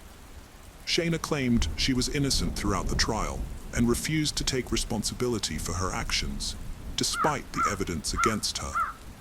In Kentucky, defendants who are victims of domestic violence may be eligible for reduced parole after serving just 20% of their sentence. However, the judge didn't believe Shayna qualified for this reduced parole, citing that her crime was a premeditated murder. As a result, Shayna was sentenced to 40 years in prison, making her eligible for parole in 17 years, at the age of 41 in 2032. After her sentencing, Shayna appealed for a new trial, which was granted in August 2016. The reason for the appeal was that one of the jurors had a felony conviction, which they had concealed. This violated Kentucky law, as felons are not allowed to serve on juries. In August 2018, Shayna's second trial for Ryan Poston's murder began, 4 months later than expected. Her defense attorney presented opening arguments, stating that during her year-and-a-half relationship with Ryan, Shayna tried her best to make him happy. However, their relationship suffered as a result. The defense attorney claimed that on the night Shayna met Ryan, he was violent toward her, both physically and sexually. This incident had a lasting impact on Shayna, causing her to take several weeks to respond to his messages afterwards. Additionally, the defense team argued that Shayna had a history of trauma, stemming from a sexual assault she experienced in high school. This led to her struggles with alcohol abuse and promiscuity. They claimed that this traumatic experience contributed to her behavior on the night of Ryan's murder. The defense team's strategy was to present a sympathetic portrayal of Shayna, highlighting her troubled past and arguing that she was not responsible for her actions on the night of the murder. They aimed to challenge the prosecution's narrative and convince the jury that her behavior was driven by a combination of factors, including a history of abuse and a toxic relationship with Ryan. Shayna's defense team claimed that she was a victim of domestic violence by Ryan, rather than a cold-blooded killer. They argued that her actions were a result of years of abuse, not driven by revenge or financial gain. The defense pointed out that Ryan constantly belittled Shayna about her weight and breast size, making her feel insecure and inadequate. This, they said, contributed to her low self-esteem. The defense also stated that Shayna and Ryan's sexual relationship was troubled, marked by frequent arguments and frustration on both sides. They claimed that Ryan's desire for a more intimate connection was unfulfilled, leading to a growing rift between them. The defense presented evidence that Shayna had received a treatment to improve her romantic life. They claimed that she got this treatment to address sexual problems in their relationship and strengthen their bond. The defense argued that Ryan's consistent lack of interest and rejection made things worse, causing Shayna to become more and more frustrated and disconnected from him. The defense claimed that Ryan often broke up with Shayna, only to pursue relationships with other women. However, the prosecution clarified that they were not trying to portray Ryan as a perfect partner, but rather as someone who was not abusive. The prosecution argued that Shayna did not kill Ryan in self-defense, but rather because he had finally ended their toxic relationship on the night of the shooting. They believed Ryan had every reason to break up with Shayna, as she continued to harass him even after their previous breakups. Despite Ryan's efforts to end the relationship, Shayna consistently returned. The prosecution saw this as evidence of Shayna's inability to let go of the relationship. A friend of Ryan's testified that this breakup was different, as Ryan had never had the courage to end things with Shayna in person before, implying that this time the breakup would be permanent. Ryan accused Shayna of trying to hold on to him. To support this claim, the prosecution presented texts where Shayna told her friends that the romantic interactions with Ryan had brought them closer. However, Shayna testified in her own defense, contradicting Ryan's claim. She said that their romantic interactions had actually driven them apart. In a separate text exchange, Shayna asked Ryan for sex, but he declined due to the side effects of his antidepressant medication, which had reduced his libido. Despite these conflicting accounts, Shayna testified that Ryan had forcibly had sex with her. After 5 hours of deliberation, the jury again found Shayna guilty of murdering Ryan, despite the contradictory testimonies and evidence.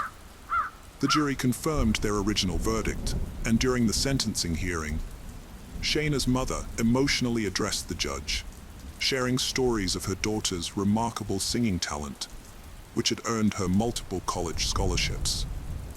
Through tears, she asked the jury to consider granting Shayna parole, emphasizing that her daughter still had the potential to positively impact others' lives. Shayna's mother made it clear that her plea did not diminish the profound grief and pain experienced by the family of Ryan Poston. Despite her mother's emotional appeal, Shayna was sentenced to life in prison without the possibility of parole. According to the sentence, Shayna must serve at least 17 years before becoming eligible for parole in 2032. She is currently serving her sentence at the Kentucky Correctional Institute for Women in Pewee Valley, Kentucky. The case of Cody Johnson. At the age of 23, Cody was looking for a long-term partner. He confided in his friends about his desire to marry a woman who shared his values, specifically someone from a religious background. On Halloween 2011, he met Jordan, who would eventually become a pivotal figure in his life. Born in August 1991, Jordan grew up in Kalispell in a deeply religious family.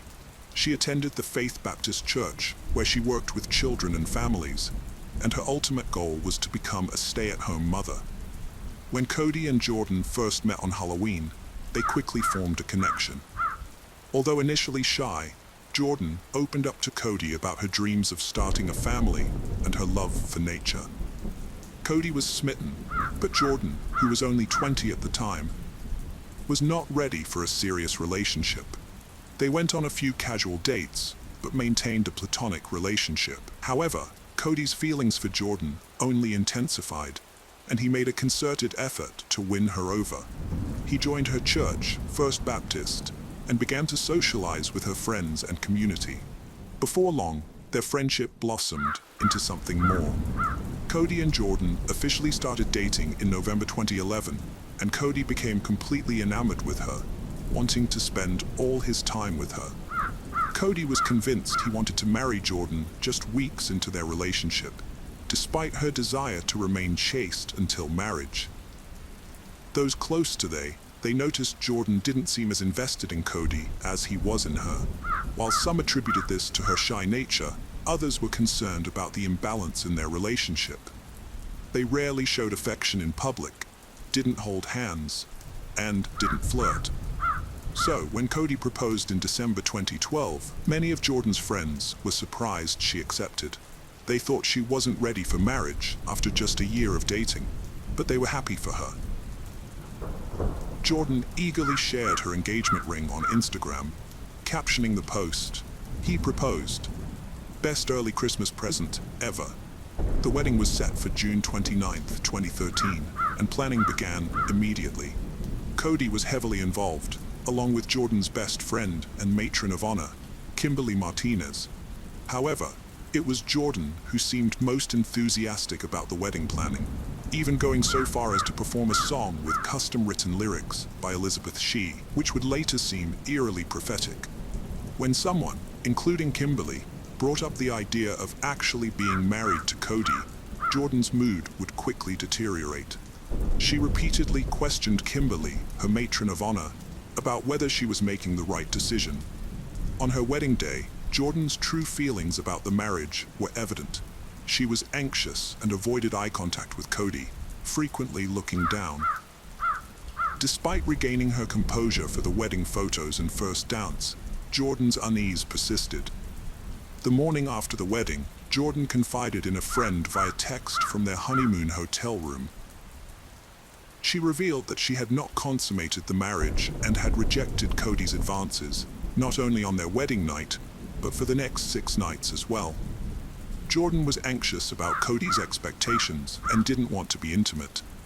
She planned to use the excuse that her period had started, hoping it would work, as she feared being forced into something would cause her to panic. Jordan had an intense fear of sex due to her faith and reservations about Cody, causing her to feel anxious about intimacy with him. This anxiety reached a boiling point on July 7th, 8 days after their wedding, when Cody canceled his golfing trip with friends at the last minute because Jordan had planned a surprise for him. After attending church and spending some time alone on the lake, they had dinner with friends at Dairy Queen. Cody then went home with Jordan, and this was the last time anyone saw him. When Cody failed to show up for work, his co-worker Cameron Fredrickson became concerned. As a reliable and punctual employee, Cody's absence was unusual. Cameron decided to visit Cody's new house, which he had purchased with Jordan before their wedding. After knocking with no response, Cameron let himself in and searched the house for any clues about their disappearance. However, he found nothing. Cameron's concern turned to fear when he discovered Cody's phone in the garage.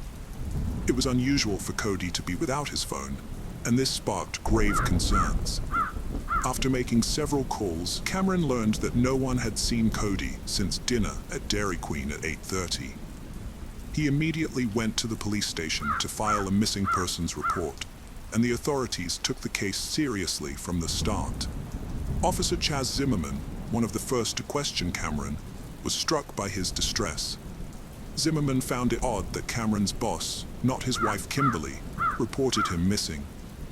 Later that day, Kimberly finally reached Jordan, who claimed that Cameron had left with friends in a black car with Washington plates. According to Jordan, Cameron had received a disturbing phone call at the restaurant, so she gave him space. However, that night, Kimberly retrieved her phone charger from their car and discovered a text from Cody. The message stated that Cameron had planned to go for a ride with out-of-town friends who were visiting. Cody was unclear about the friends' identities, but Cameron always took his visiting friends to Glacier Park. Jordan told the police that she didn't recognize the men who were involved in Cody's disappearance, and that they hadn't fought that night. She suggested that Cody might have gone joyriding with his friends from out of town, as a possible reason for his disappearance. When questioned about why she didn't report Cody missing, Jordan explained that she didn't want to upset him by filing a report if he was planning to return within a few hours. However, as the hours turned into days, Cody's friends and family gathered at the family home, expressing confusion over his sudden disappearance. It didn't seem like something Cody would do, leaving his wife without a word. Jordan maintained her story until Kimberly confronted her about it. As the conversation continued, Jordan became increasingly uncomfortable. Eventually, she became so agitated that she threw her wedding ring across the room. While some thought this was just her unusual way of coping with the situation, Kimberly was convinced that Jordan was hiding something. The next day, she returned home and called her friend. Meanwhile, Jordan was summoned to the police station, where she was confronted by officers about the inconsistencies in her story.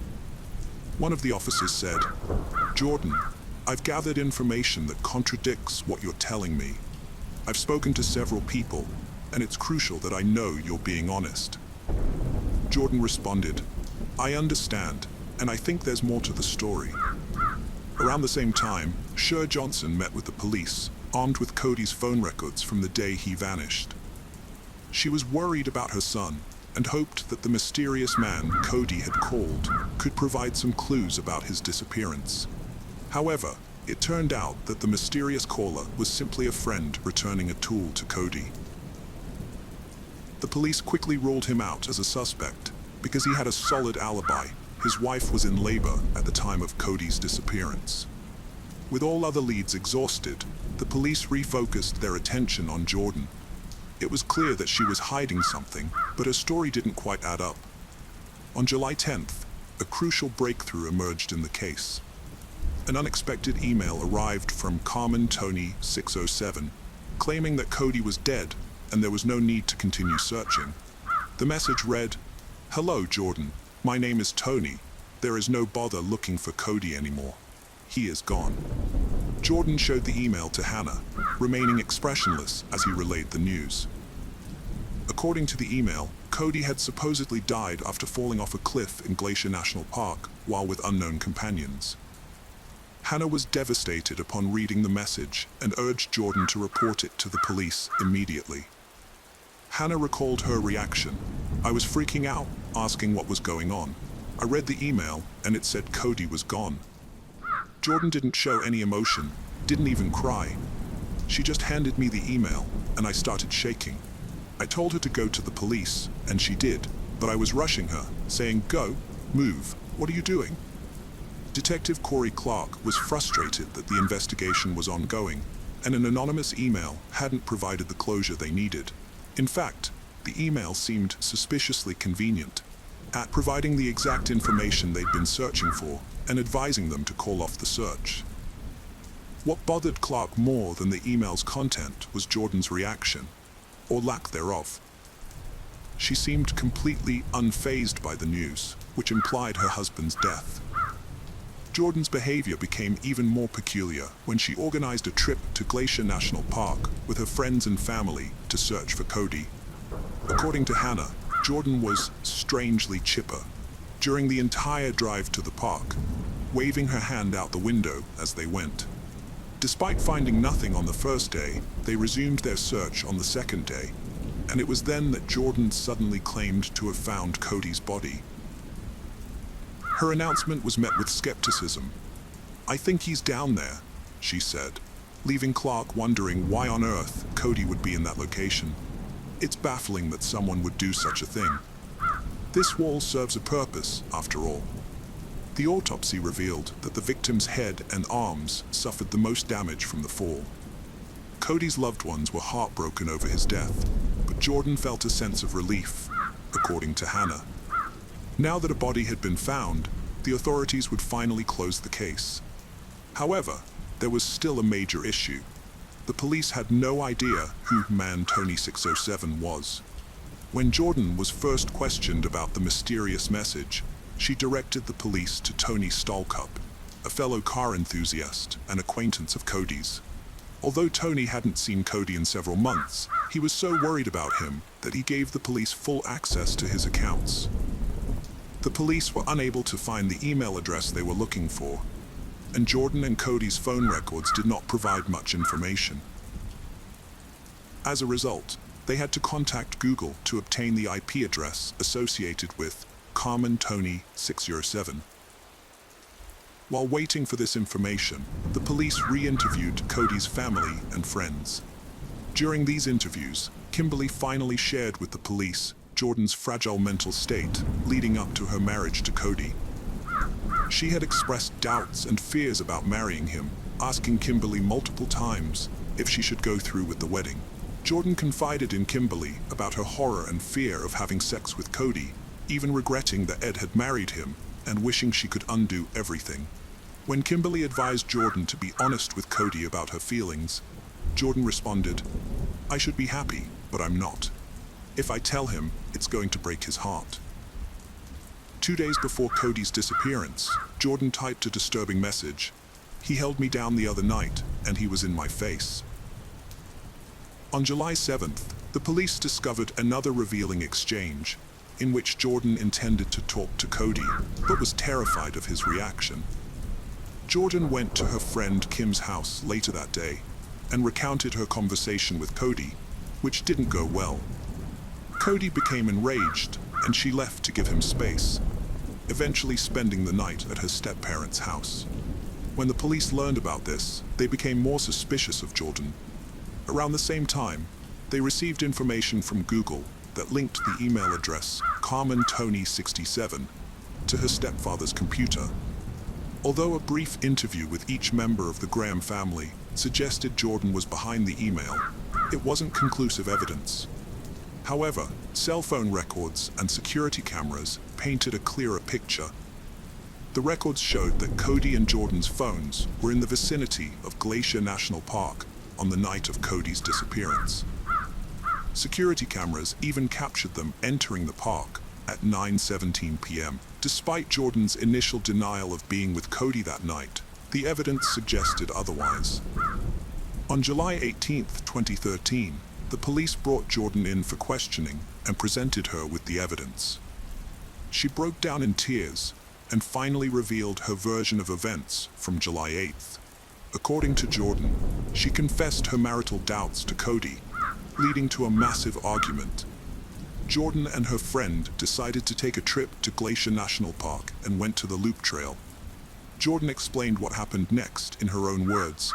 If her friend hadn't intervened, Cody would have fallen face first down the hill.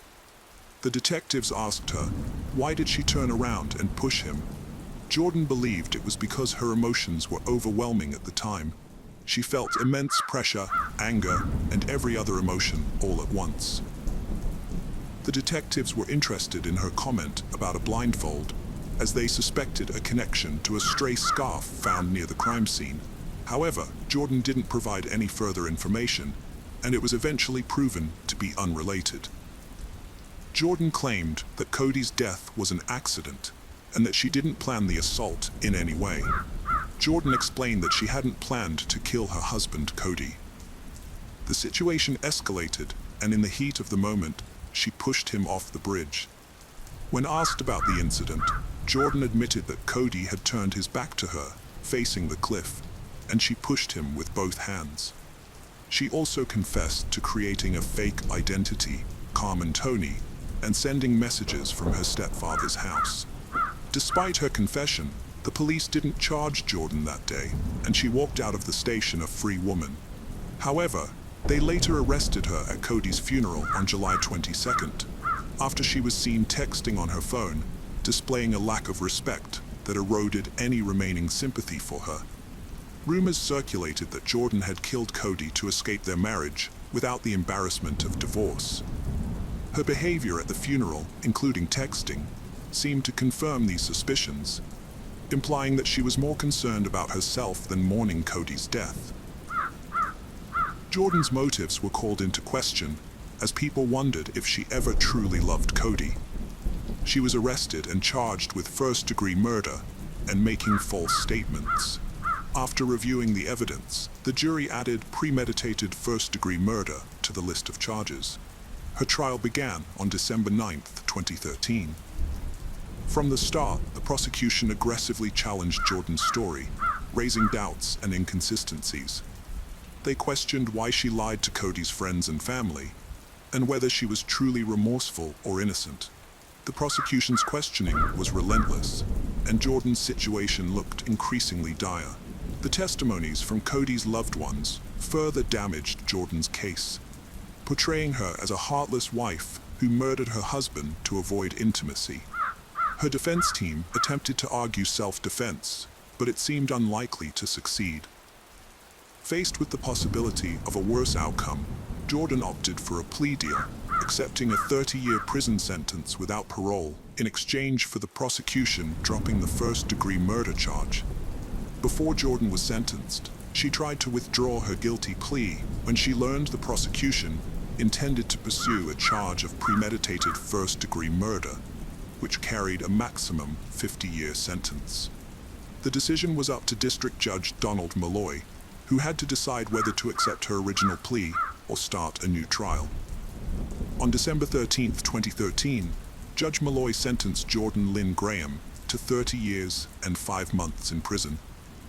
Despite Jordan's attempt to reverse her plea, her case was not reopened or re-examined. The federal prosecution aimed to set a precedent with her case, sending a message that anyone who commits murder under federal jurisdiction will face swift and severe punishment. As a result, Jordan will not be released from prison until she is over 52 years old. The case of Elizabeth Smart. On June 5, 2002, 14-year-old Elizabeth Smart was sleeping in her bedroom in Federal Heights, Salt Lake City, Utah.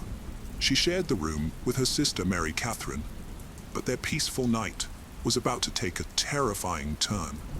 A soft-spoken man, armed with a knife, climbed through their open window.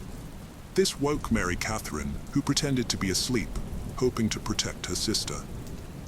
The man ordered Elizabeth to be quiet, threatening to harm her if she didn't comply.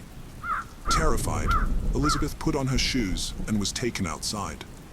Mary Catherine waited 2 hours before waking their parents, Ed and Lois Smart. She told them someone had taken Elizabeth, but they didn't believe her at first, thinking she might be dreaming. However, after inspecting the bedroom and finding a cut window screen, they realized Mary Catherine was telling the truth. They immediately contacted the authorities, who arrived and questioned Mary Catherine about the kidnapper. Mary Catherine described the man as having dark hair on his head, arms, and hands.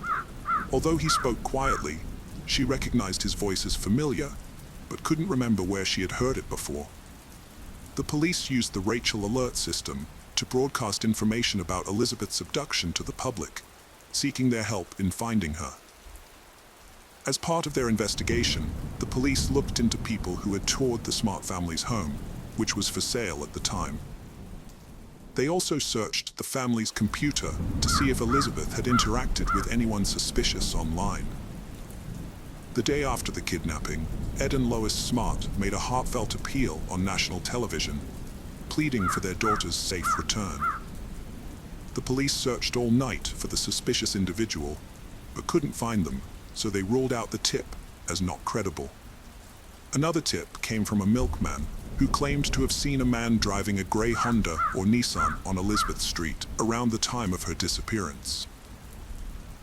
He wrote down the license plate number, but when the police checked, they couldn't find any information on it, so they dismissed the tip. The police investigation was complicated by the many people who showed up at the Smart residence soon after Elizabeth's abduction, which could have contaminated any potential evidence. They questioned a man who had contact with Elizabeth before her abduction, but he was released after they determined he wasn't involved. The search for Elizabeth continued, with over 20 volunteer pilots searching the Salt Lake area from the air, but they found nothing. Tracking dogs indicated they had smelled something in Red Butte Canyon, but the police search of that area yielded nothing. Elizabeth's father, Ed, was exhausted from the search and was hospitalized briefly, but he was determined to keep looking for his daughter. He and his wife, Lois, were barely holding on, but they believed Elizabeth was alive and would come home to them. Ed took a polygraph test to aid the investigation, and the police ruled out the possibility that Elizabeth had staged her disappearance or run away. Mark Claus, whose daughter was kidnapped and murdered, reached out to the Smart family to offer support and share his own experiences. He noted that the internet had helped spread the word about Elizabeth's disappearance, which increased the chances of finding her. The police received information about a man named Brett Michael Edmonds, who was seen in the area around the time of Elizabeth's abduction. They searched for him, but he had relocated to New Mexico and Texas. After a chase, they arrested a man they thought was Brett, but it turned out to be the wrong person. The police investigated a man who resembled a suspect in Elizabeth's case, but they determined he was not involved. Meanwhile, they found Brett Michael Edmonds in West Virginia, where he was hospitalized due to an overdose and liver failure. Despite his critical condition, Brett was conscious and able to speak, allowing the police to question him about Elizabeth's abduction. After interviewing him, the police cleared Brett as a suspect. The police then shifted their attention to Richard Albert Ritchie, a 48-year-old man who had worked at Ed Smart's home for 2 months the previous year. Ed Smart had hired Richard and even gave him a 1990 Jeep Cherokee in exchange for his labor, unaware that Richard had a long history of criminal offenses, including burglary, robbery, and attempted murder. Richard Ritchie denied any involvement in Elizabeth's abduction and claimed to have cooperated fully with the police, providing DNA samples and sitting through 26 hours of interviews. Despite an exhaustive search of his home, the police found no evidence linking him to the abduction. As the search for Elizabeth continued, the Smart family received a promising lead when a witness reported seeing a girl matching Elizabeth's description in Nebraska. However, after investigating the report, the police found no connection to Elizabeth's case. The Smart family remained hopeful but cautious, determined to find their daughter while acknowledging the possibility of false leads. They kept an open mind, knowing that every lead, no matter how promising, had to be thoroughly investigated before they could finally be reunited with Elizabeth. Richard Ritchie was accused of burglary, a second-degree felony, and theft, a Class A misdemeanor, for stealing items from a house in Federal Heights on April 4, 2001. He was also charged with theft, a third-degree felony, for stealing jewelry and a perfume bottle worth $3,500 from the Smart house on June 6, 2001. However, these stolen items were not related to the investigation into Elizabeth Smart's kidnapping. Salt Lake District Attorney David Yoakum announced the charges in a press conference. When Ed Smart confronted Richard Ritchie about the Smart house theft, Ritchie denied it and was subsequently fired. Unfortunately, the police investigation into Elizabeth's abduction suffered a setback in August 2002 when Richard Ritchie, their prime suspect, died from a brainstem injury that caused hemorrhaging. As Ritchie's condition worsened, he lost the ability to communicate or breathe on his own. His family eventually decided to remove him from life support to prevent further suffering. Although Ritchie's death presented a significant challenge to the investigation, the authorities continued their efforts to find Elizabeth Smart's abductor. The investigation into Elizabeth Smart's kidnapping was hindered when the prime suspect was ruled out, causing doubts about the viability of other leads. Around the same time, in August 2002, an 11-year-old girl was brutally attacked and sexually assaulted in her own bedroom. The severity of her injuries was shocking, with every bone in the middle of her face broken. She required surgery, but remained in critical condition. The police arrested a close friend of her father, Javier Sickler, and charged him with burglary, assault, and attempted murder. Sickler claimed to have knocked on the front door of the victim's home, but said he blacked out afterward. Despite initial similarities with Elizabeth Smart's abduction, the police investigated and determined that Javier Sickler was not involved in her kidnapping. As the months passed with no sign of Elizabeth Smart, the police investigating her abduction turned to unorthodox methods to find her. One approach involved consulting psychics who claimed to possess extrasensory perception that could provide clues about her whereabouts. The psychics told investigators that Elizabeth might be found in a crypt in the foothills above Salt Lake City. This lead prompted a Seattle-based company to come forward, stating that over a dozen of its members had pinpointed Elizabeth's body using a specialized psychic technique called technical remote viewing. According to the group, their psychic abilities revealed that Elizabeth had been killed shortly after her abduction. However, when officers searched the specified tomb, they found no evidence of Elizabeth's disappearance. In November 2002, Walter Kenneth Holloway was arrested after falsely claiming to be the kidnapper of Elizabeth Smart. He contacted the Smart family and the Salt Lake Police Department, demanding a $3 million ransom from Ed and Lois Smart in exchange for their daughter's safe return. Holloway threatened to harm Elizabeth if his demands weren't met. However, the police quickly discovered that Holloway was not involved in the abduction and was simply trying to extort money from the Smart family. They tracked him down to South Carolina and cleared him of any involvement in the case. Ed Smart was outraged by the extortion scheme, feeling that it wasted valuable police resources and distracted them from finding his daughter. In October 2002, Mary Catherine, Elizabeth's sister, had a sudden realization. The voice of her sister's abductor sounded like Emmanuel, a man the family had briefly hired to do some yard work and roofing a year earlier. However, the police had doubts about this lead because Emmanuel had only worked for the family for a short time. A lot of time had passed since the abduction, and Mary Catherine had only heard the abductor's voice briefly. Despite their skepticism, the family worked with a sketch artist to draw a picture of Emmanuel based on their descriptions. The sketch was finally released in February 2003 and was featured on several TV shows, including Larry King Live and America's Most Wanted. A relative of a man named Brian David Mitchell recognized the sketch and contacted the police, providing them with recent photos of him. These photographs enabled authorities to confirm that the sketch was an accurate representation of Brian David Mitchell. On March 12, 2003, two couples in Sandy, Utah spotted Brian David Mitchell with a woman and a girl. Recognizing him from news photos as Elizabeth Smart's abductor, they immediately called the police. Brian David Mitchell was accompanied by his wife, Wanda Barzee, when he was found with Elizabeth Smart.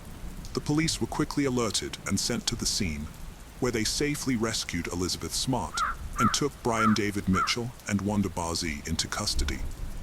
After her rescue, Elizabeth's testimony revealed a disturbing account of her 9-month ordeal. She described being taken to a hidden encampment outside Salt Lake City, where she met Wanda Barzee, who played a significant role in her captivity.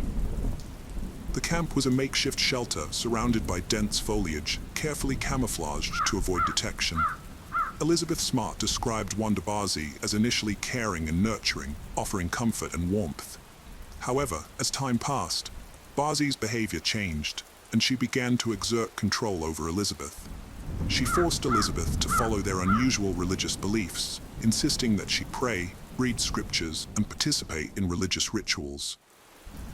One of the most distressing experiences Elizabeth endured during her captivity was being forced to marry Brian David Mitchell. Barzee threatened Elizabeth with physical harm if she refused to comply. The wedding ceremony, which Mitchell claimed was a symbol of eternal love, was actually a sham with no legal basis. It solely served as a means for Mitchell to assert his dominance over Elizabeth.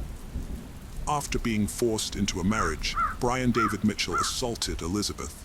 He justified his actions by claiming to be a king, ordained to kidnap virgin brides to fight against the Antichrist. Mitchell believed Elizabeth was the first of many virgins he would abduct, and that she would join him in this fictional battle. During her captivity, Elizabeth suffered unimaginable abuse to prevent her escape. She was chained to a tree with a metal cable, restricting her movement outside her tent. This constant confinement made her feel trapped and helpless, unable to seek freedom. In addition to physical restraint, Elizabeth was also subjected to psychological manipulation. She was forced to take on a new identity, choosing the name Esther after the biblical figure. This name change symbolized the loss of her own identity and the control exerted over her by Mitchell and his accomplice, Wanda Barzee.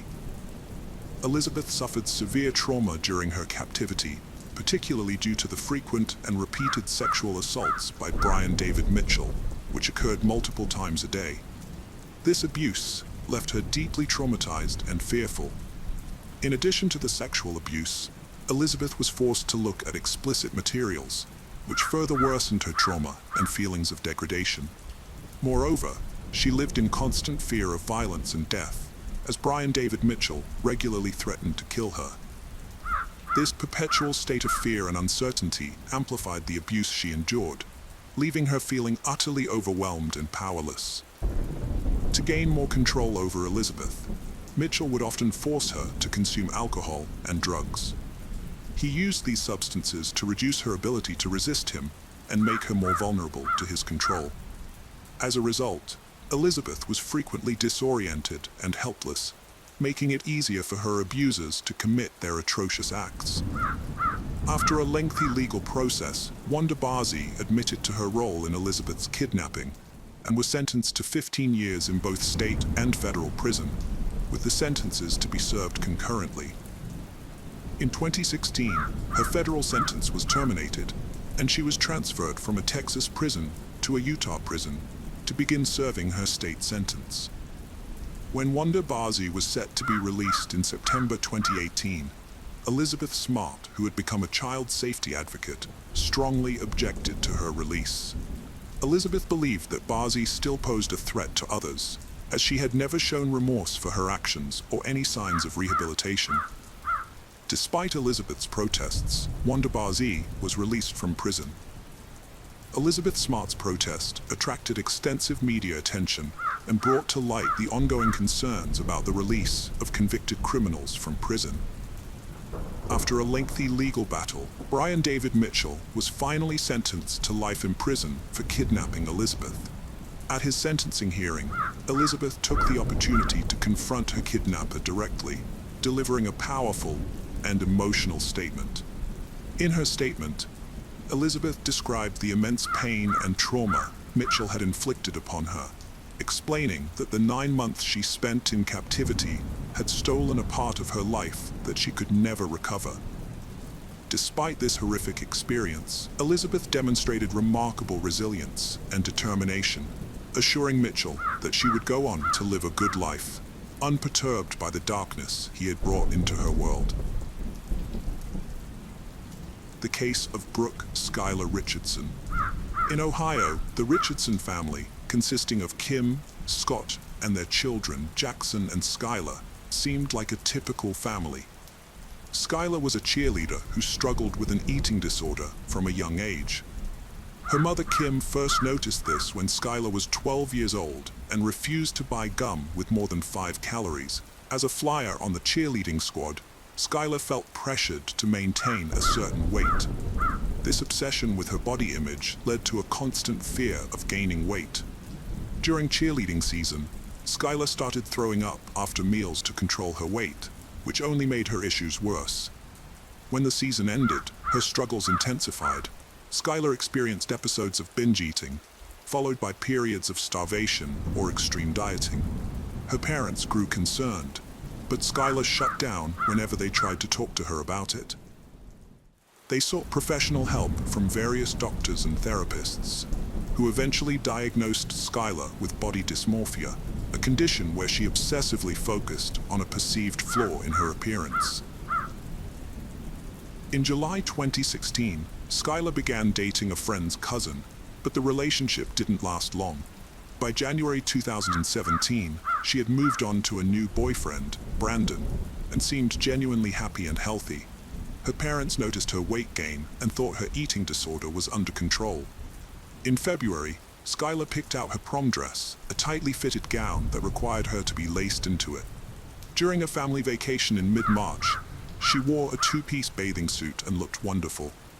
Her mom, Kim, wanted her to start taking birth control pills to protect her health. In mid-April 2017, Skylar visited her mother's gynecologist to obtain a prescription for birth control.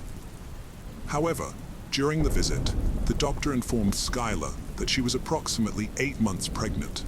Skylar requested the doctor not to tell anyone, and her mother remained unaware of the real reason behind her tears. Skylar and her boyfriend Brandon attended the prom on May 5th, despite her advanced pregnancy.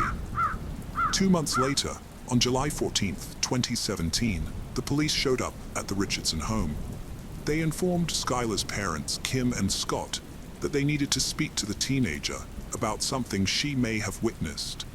The police officers assured the parents that Skylar was not in trouble and took her at their word. Scott decided to drive Skylar to the police station, unsure of what awaited them. The police wanted to question Skylar regarding a call they received from a gynecologist's office. A patient of an OB/GYN doctor gave birth to a stillborn baby and buried it in their backyard. The police were informed and took Skylar, the patient, into custody for questioning. Her father was not allowed to be present during the initial interview. The police read Skylar her rights and shared the details of the doctor's report. According to the doctor, Skylar had discovered her pregnancy on April 26th, but later reported that the baby was not alive and had been buried in the backyard. Skylar admitted to the police that she had given birth to a stillborn baby girl on May 7th, 2017. She explained that she delivered the baby in the bathroom, noticed it was not breathing, and had no heartbeat. Feeling the need to bury the baby, she retreated to the backyard, dug a shallow grave, and buried the body. To mark the spot, she placed a vase with a flower at the burial site. The police informed Skylar's parents, Kim and Scott, about the true reason for her detention. They were shocked to learn that Skylar had been pregnant, as they had no idea. They expressed sadness that Skylar had gone through this ordeal alone and without their support. Skylar revealed that she had named the baby Annabelle and claimed the father was a close friend's cousin, whom she briefly dated. Crime scene investigators searched the Richardson backyard, removing weeds and debris to uncover the baby's remains. Despite the challenges, they found several bones, including pieces of the skull, which they carefully collected and preserved. After more than 5 hours of questioning, Skylar and her parents were allowed to return home. However, 6 days later, the police contacted Skylar again, informing her that they had received new information from the coroner's office. They claimed that the baby's bones showed signs of burning, which Skylar vehemently denied. She insisted that she would never harm her child. The police suggested that Skylar might have tried to cremate the baby to hide the evidence, but she continued to deny any wrongdoing. However, Skylar suddenly changed her story, admitting that she may have used a lighter to try and cremate the baby's remains. She also stated that the baby might have been born alive and made a noise or even cried before dying. Skylar confessed to holding the newborn too tightly, which might have contributed to its death. During a lengthy interrogation, the police gathered enough evidence to arrest Skylar on a charge of reckless homicide. They believed she had suffocated her baby. After presenting the case to a grand jury, Skylar was indicted and arrested for aggravated murder, which carries a mandatory life sentence in Ohio. At her arraignment, Skylar pleaded not guilty to additional charges of voluntary manslaughter, abuse of a corpse, and endangering children. She spent the weekend in jail until her family secured a $50,000 bond. Skylar became the center of a media frenzy following her child's tragic death. The public judged and scrutinized every move she and her family made, taking a toll on their well-being. They retreated to the safety of their home, but even stepping outside became difficult due to threats and photographers. Despite her defense attorneys believing Skylar gave a false confession, the prosecution pressed forward with their case. Even when the medical examiner retracted her initial report of burning, the prosecution clung to Skylar's admission that she had attempted to cremate the remains.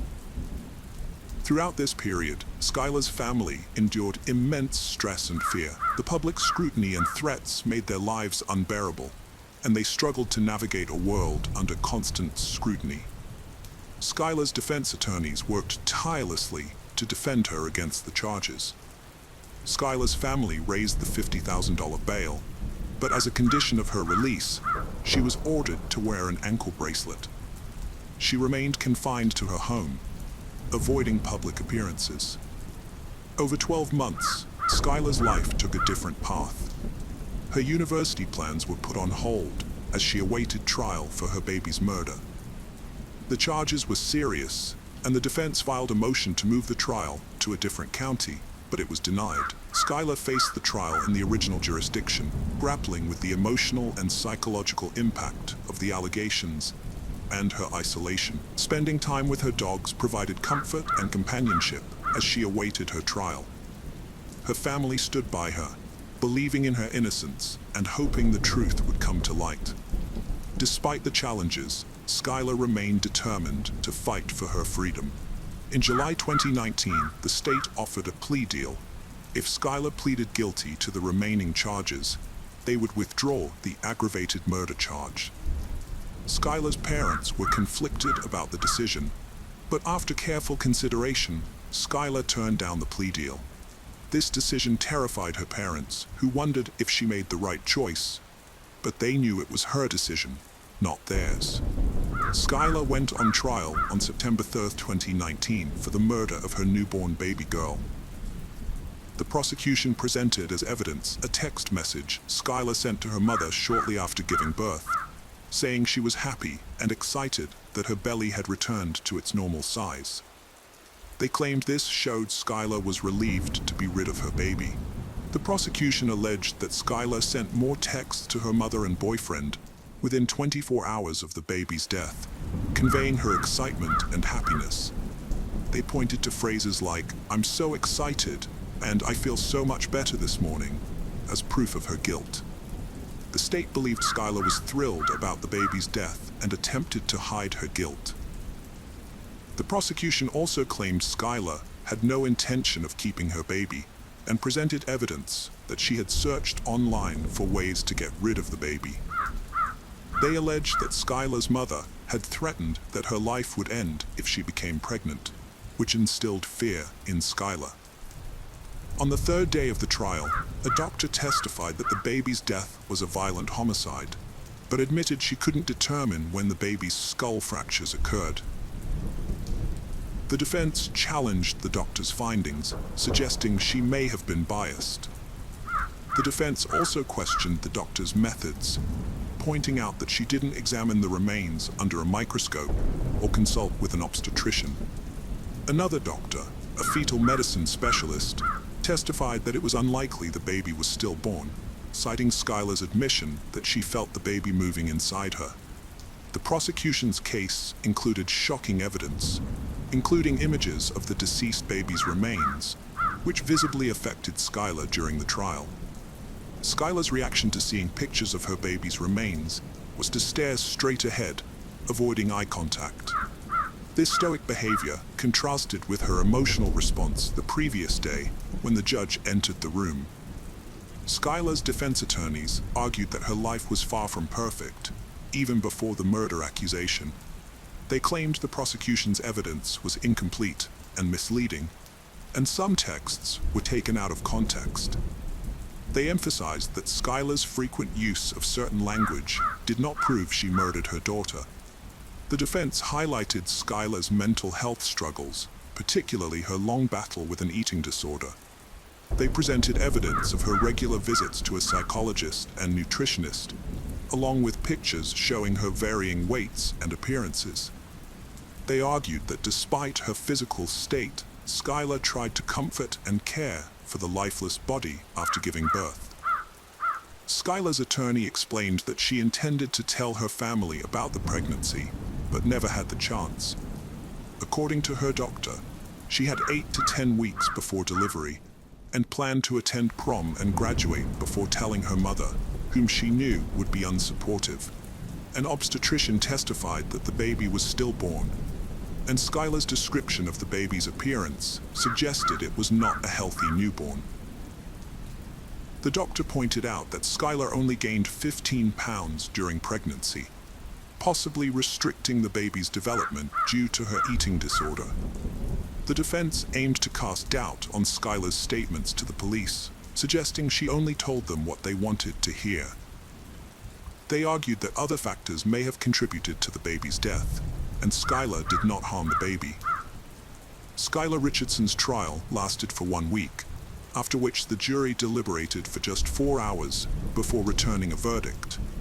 She was acquitted of aggravated murder, involuntary manslaughter, and child endangerment, but convicted of abuse of a corpse, a felony that carries a sentence of up to 1 year in prison. The judge ordered her to be held in jail until her sentencing hearing, which took place the next day.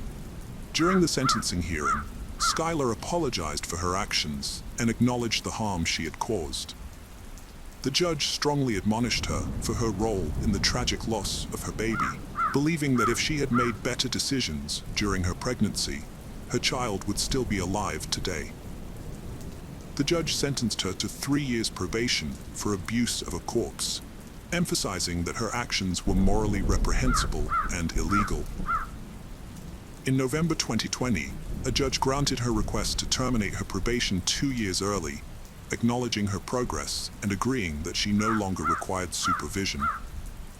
Since being acquitted, Skylar has taken advantage of her opportunity to demonstrate her rehabilitation. She has completed 2 semesters of college and has been working part-time at the law firm that represented her. Although she has faced challenges in finding employment due to her probationary status, Skylar remains determined to pursue her career goals, including attending law school and becoming a public defender. The case of Alex Murdaugh. Alex Murdaugh attempted to follow in his family's footsteps by pursuing a law degree from the University of North Carolina, where he met his future wife, Margaret Maggie Branton. They started dating in 1991 and got married 2 years later, on August 14, 1993, at the Second Presbyterian Church in South Carolina. Alex and Maggie had 2 sons, Richard Buster Murdaugh and Paul Murdaugh.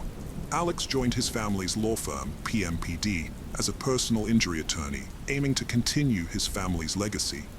However, unlike his ancestors, Alex misused the power and influence his family's firm provided, covering up financial crimes, theft, and possibly even murder. For over a decade, Alex's dishonest dealings went unnoticed until his youngest son, Paul, was involved in a fatal boating accident.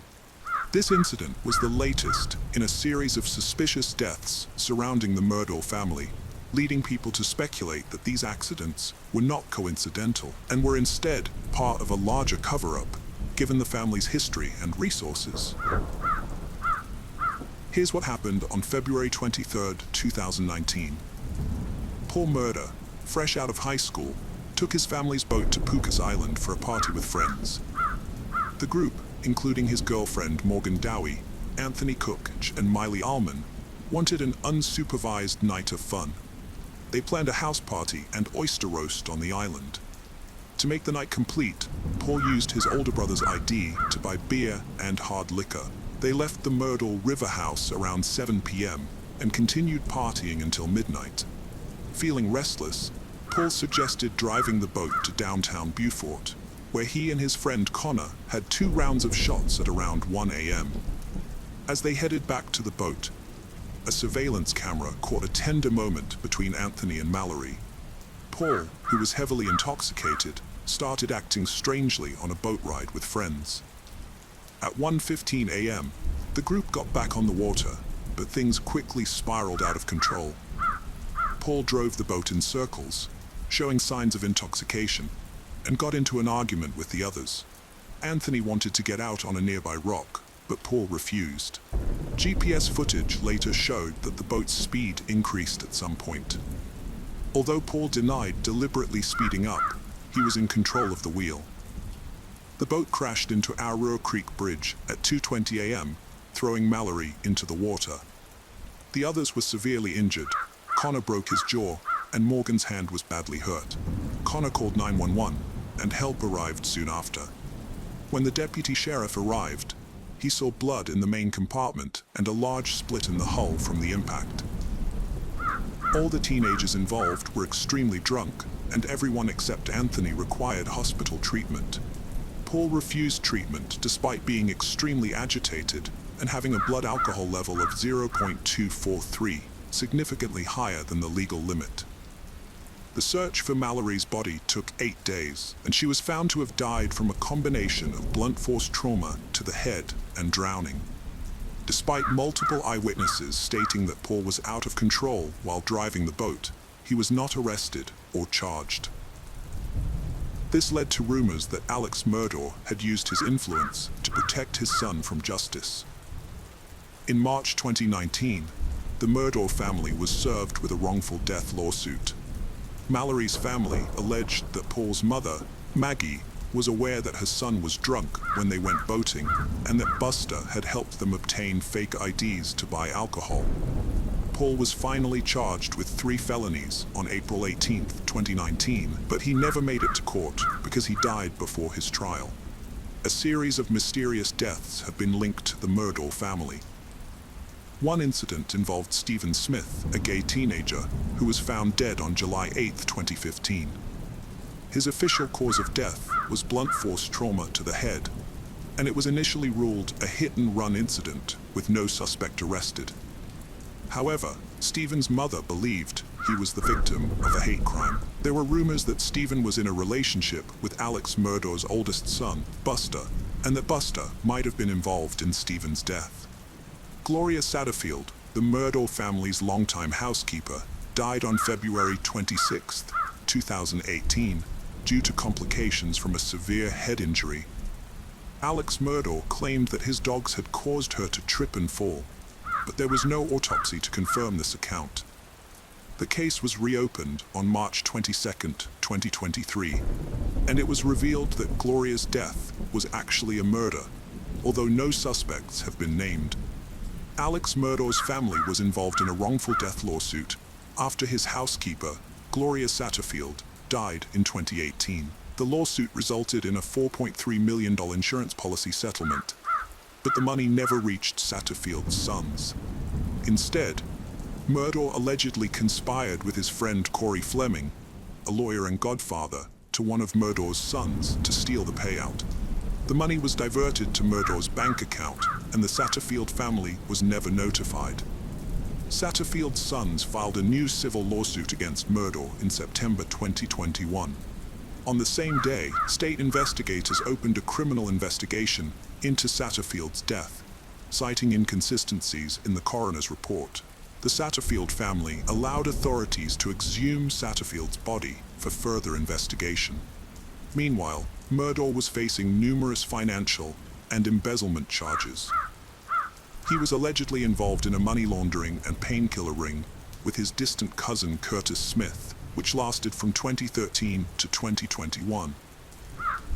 On September 4, 2021, Murdaugh orchestrated a scheme in which Smith shot him in an attempt to collect a $10 million life insurance policy.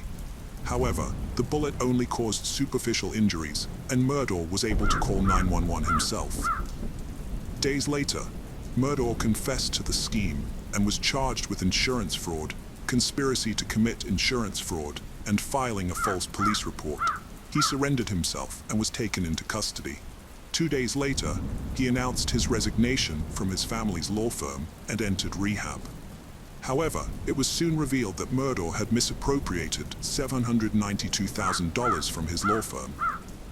His law license was indefinitely suspended in September 2021. Investigators continued to uncover numerous financial crimes, tax evasions, and embezzlements committed by Murdaugh. After leaving rehab, Murdaugh was arrested again and charged with 2 felony counts of obtaining property by false pretenses. He was denied bond and later indicted on 27 counts of financial misconduct, accused of stealing money from clients, lawyers, and the Satterfield family. Alex Murdaugh faced additional charges on December 9, 2021, with 21 new counts added to the existing 27, bringing the total to 48. The charges included forgery, money laundering, computer crimes, breach of trust, and obtaining signature or property by false pretenses. It was estimated that Murdaugh had stolen over $6.2 million from his victims. The state's investigation into his business dealings took months, with new charges emerging almost daily. By June 2022, the charges against him had risen to 81, and by the time he was formally disbarred on July 13, 2022, he faced 84 criminal charges and 11 lawsuits. One of the victims' mothers filed a legal claim against the estates of Margaret and Paul Murder, raising questions about the character of the once prominent attorney.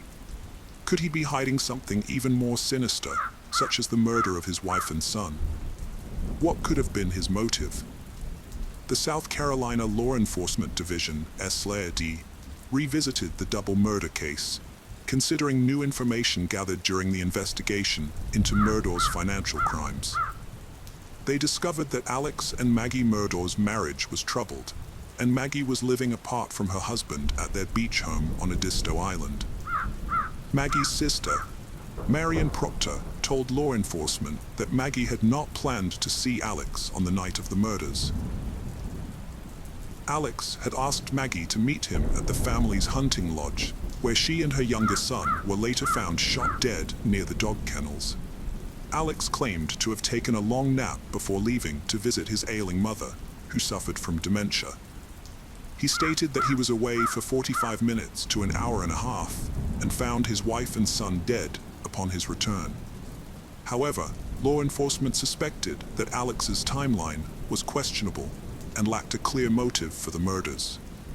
The investigation revealed that weeks before the murder, the state grand jury had subpoenaed Alex Murdo's finances, which threatened to expose his financial wrongdoings.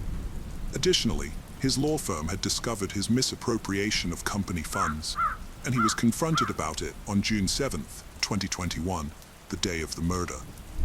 State authorities believed that the financial pressure had pushed Alex to hatch a plan to divert attention from his crimes and garner sympathy in the public eye. 13 months after the fatal shooting, Alex Murdo was charged with the murders of his wife and son. The prosecutor alleged that Murdo had shot and killed his wife and son at close range with a shotgun and an AR-style rifle. The murder weapons were never found. Murdo's defense team argued that two shooters were involved due to the different weapons used.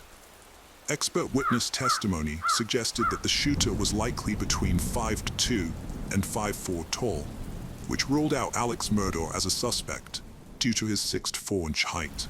However, under cross-examination, the expert admitted that there were other possible explanations for the bullet trajectory beyond the shooter's height. The investigation revealed that Maggie was shot with 300 blackout ammunition from an AR-style rifle, and a box of this ammo was found at the Murdo family estate. Prosecutors argued that Alex killed his wife and son to gain sympathy and avoid accountability for his financial crimes. Alex's lawyers countered that this didn't make sense, as it would only shift attention to himself and put him in the spotlight of a murder investigation. Alex was a person of interest from the start of the investigation, but his lawyer claimed he had an ironclad alibi for the night of the murders and no motive to kill his family. Prosecutors presented two videos taken on the night of the murder, which appeared to show Alex wearing different shirts. The Snapchat video taken from Paul's phone showed Alex wearing a blue shirt, while the body cam footage showed him wearing a different shirt. Investigators couldn't find the blue shirt, and prosecutors suggested Alex tried to influence a key witness's account of what he was wearing. Cell phone data and testimony from Alex's mother's caregiver confirmed that Alex was only at his mother's home for 15 to 20 minutes, contradicting his claim of staying for 45 minutes to an hour and a half. The most crucial piece of evidence was a video found on Paul's phone, recorded at 8:44 p.m., just minutes before the murders. The video featured the voices of Paul, Maggie, and Alex, placing Alex at the scene of the crime. This contradicted his previous alibi and confirmed his presence at the dog kennels where the murders occurred. Alex testified that he didn't shoot his wife or son, but admitted to lying about his alibi. Alex Murdo changed his story, claiming that his opioid addiction and resulting paranoia led him to lie to law enforcement. However, prosecutors argued that Murdaugh fabricated this excuse after murdering his wife and son. They believed he used his wife's phone to create an alibi by making calls and sending texts, including "Call me, babe," at 9:47 p.m. Phone data showed that Murdaugh's and his wife's phones locked simultaneously, and Alex's phone recorded a sudden increase in steps around the time of the murder. Prosecutors suggested this was evidence of him trying to hide or dispose of evidence, but his lawyers disputed this, pointing out that the step patterns on Alex's phone did not match his wife's. The decisive evidence came from a video recorded at the dog kennels. After deliberating for just 3 hours, the jury found Murdaugh guilty on all counts on March 2, 2023. He was sentenced to 2 consecutive life sentences without parole. Additionally, he received a 5-year sentence for possession of a weapon during a violent crime. Murdaugh pleaded guilty to 22 financial crimes as part of a deal, but maintains his innocence in the murders. He appealed his conviction on March 9, 2023. In a surprise move, his lawyers filed a motion for a new trial, alleging that Rebecca Hill, a court clerk, had engaged in jury tampering. Hill denies the allegations, which include advising jurors to disregard Murdaugh's testimony and other defense evidence, pressuring them to reach a quick guilty verdict, and misrepresenting critical information to the trial judge. A hearing is scheduled for Murdaugh's lawyers to present evidence and witnesses to support their claim. However, a judge has not yet been assigned to preside over the hearing. With over 100 financial and drug crime charges pending, as well as multiple lawsuits, it is clear that the Alex Murdaugh case is far from over. The case of Chris Coleman. Chris Coleman, a former Marine, met his wife Sherry, an Air Force member, while serving in the military. Sherry instantly fell in love with Chris and knew he was the one. They got married before their first child, Garrett, was born, as they were devout Christians. After Garrett's birth, they had their second son, Gavin. Gavin was more energetic and mischievous, unlike his laid-back father and brother. Chris and Sherry were devoted parents who cherished their children. Sherry protected them fiercely, while Chris enjoyed every moment with them. When Chris left the military, the family moved to Waterloo, Illinois, where Chris worked as the head of security for TV evangelist Joyce Meyer. Joyce's luxurious lifestyle sparked controversy, with critics accusing her of exploiting her followers' fears. Chris's job was to protect Joyce from threatening letters and hate mail. He worked as her bodyguard and earned a substantial salary, providing financial security for his family. However, his frequent travels with Joyce put a strain on his family, as he was away from home for long periods. His sons deeply missed him, and his wife Sherry felt overwhelmed, underappreciated, and burdened with household responsibilities. In October 2008, Chris went to Florida, where his wife grew up, and met with an old friend, Tara Lintz, who gave him a tour of the city. Days later, Chris received a disturbing email from an address called Destroy Chris, warning him that he and his family would be in danger if he continued to work for Joyce Meyer. The ministry received more threatening emails, specifying a time and date for the potential attack on Chris's family. The emails seemed to have inside information on Chris's schedule, including his upcoming trip abroad. Chris told Sherry about the threatening emails he had been receiving, and on the following Monday, he reported them to the local police. As Chris often worked away from home with Joyce Meyer Ministries, the police offered to increase patrols around their house during his absences, but this did little to alleviate Sherry's fear for her family's safety.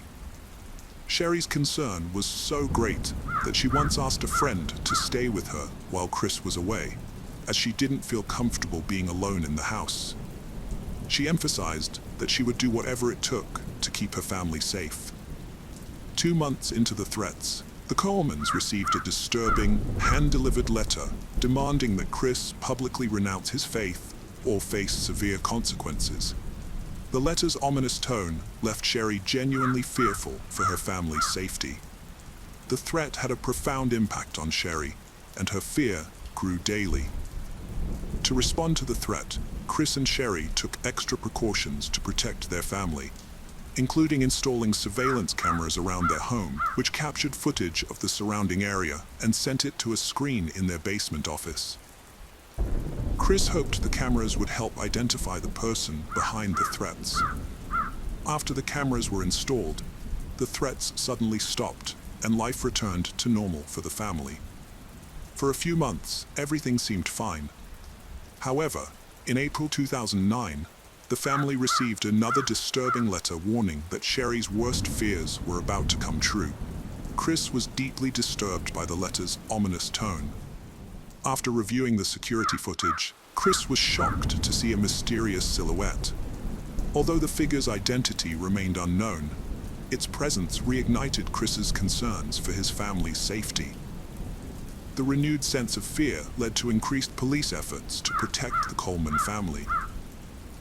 Detective Sergeant Justin Barlow from the Columbia Police Department took a particular interest in the case and offered to help the family.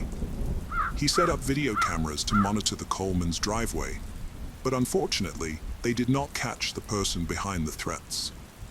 On May 5, 2009, Chris went to the gym and then called his home phone to check on Sherry and the boys, making sure they were up and getting ready for school. Chris called for help, but no one responded. Concerned, he phoned his neighbor, Detective Justin Barlow, at 6:45 a.m. Chris told Barlow that he had left for the gym in St. Louis County around 5:30 a.m. and had been trying to reach his wife Sherry, but she wasn't answering her phone. Worried, Chris asked Barlow to check on Sherry and their sons. Barlow grabbed his gear, including his weapon, handcuffs, flashlight, and radio, and headed to the Coleman house. As he waited for backup to arrive, his priority was to make contact with Sherry and ensure everyone's safety. With a mix of hope and unease, Barlow approached the door and knocked firmly, hoping someone would respond.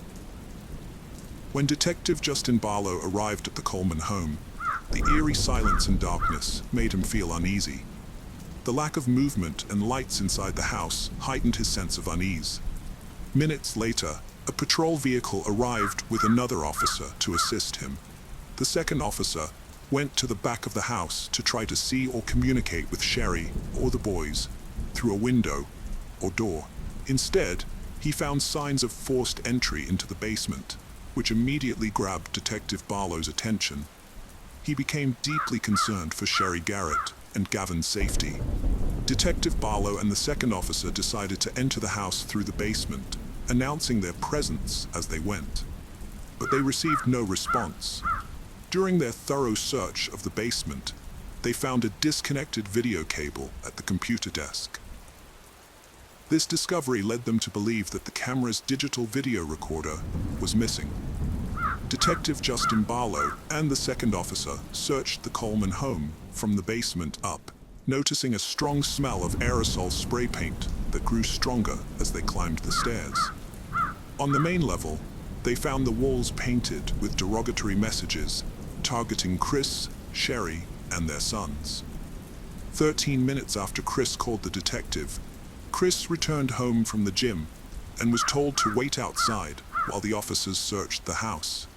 He complied, sitting quietly on the porch without asking questions or trying to enter. Meanwhile, a third officer arrived, and the three of them searched the rest of the house for Sherry and the boys. On the upper floors, they found more hate-filled spray-painted messages. When they reached the second story, Detective Barlow entered the bedroom of Garrett, the oldest son, where he appeared to be asleep. However, upon closer inspection, the detective realized that Garrett was dead, with no signs of life and a cold body. Ligature marks around his neck indicated that he had been murdered. Detectives' minds were shocked when they found Garrett's lifeless body.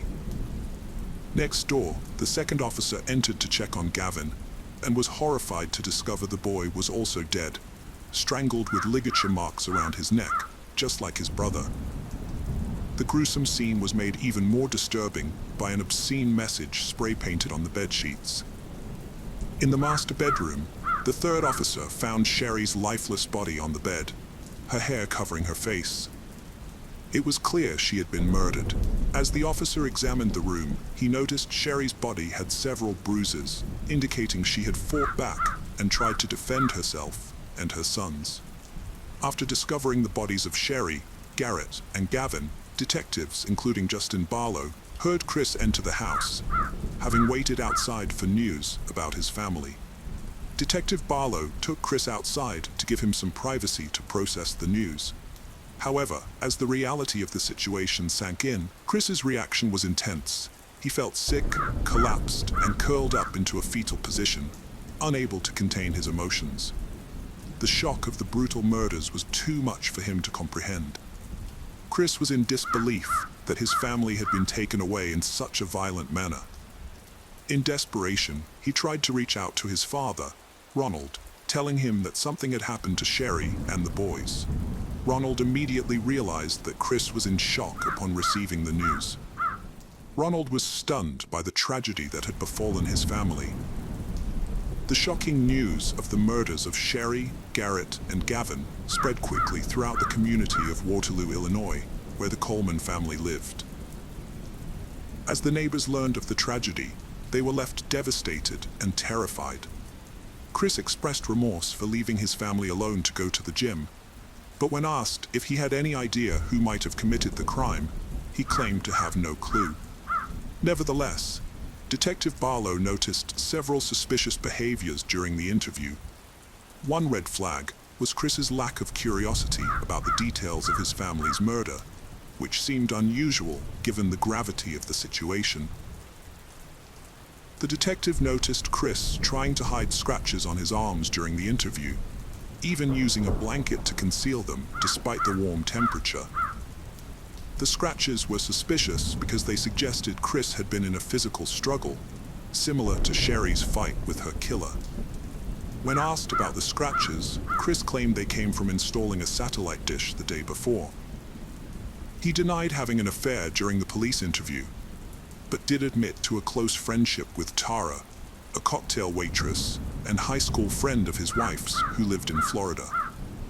Chris said his conversations with Tara were innocent, but wouldn't have been approved by his wife. He insisted he would never consider leaving his family for Tara. However, when detectives contacted Tara, her story contradicted Chris's. She revealed that they had been having an affair since November 2008. Tara provided evidence from her phone and laptop, including emails, explicit pictures, and videos that exposed the true nature of their relationship. When detectives confronted Chris with the information Tara had provided, he admitted to seeing her more frequently than he initially told them. Further investigation revealed that Chris and Tara had a secret arrangement to meet at locations where Chris worked for Joyce Meyer. They would sneak away together, often to exotic destinations like Hawaii, to spend time together without their family's knowledge. Although Chris claimed that his relationship with Tara was not an affair, detectives found evidence on Tara's phone and computer that suggested otherwise. Tara had marked a wedding to Chris on her calendar, as well as planned vacations with him, indicating that she believed Chris intended to leave his family for her. The detectives were suspicious of Chris because the evidence contradicted his claim that his relationship with Tara was casual. Chris's father, Ronald, was shocked to learn about the affair, but he firmly believed that it was unrelated to the murders of Chris's wife and son. According to Ronald, Chris was a gentle person who was not capable of such brutal crimes.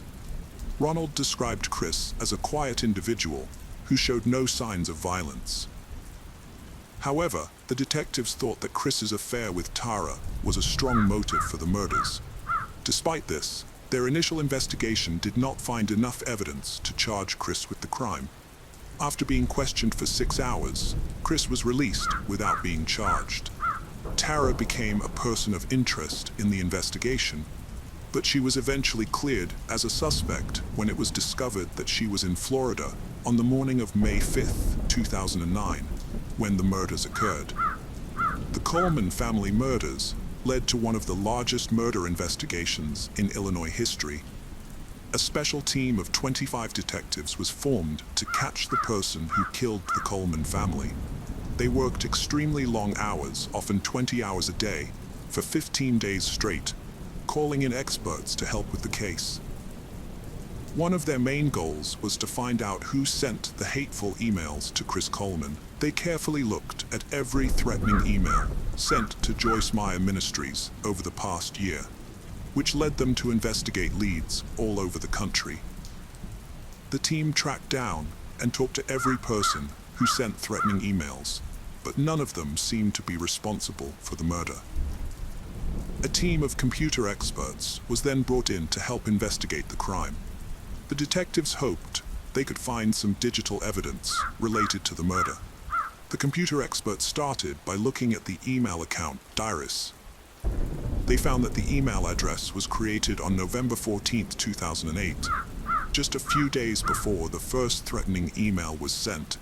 One surprising thing they discovered was that the death threats sent to Chris Coleman's family came from Chris's own computer IP address.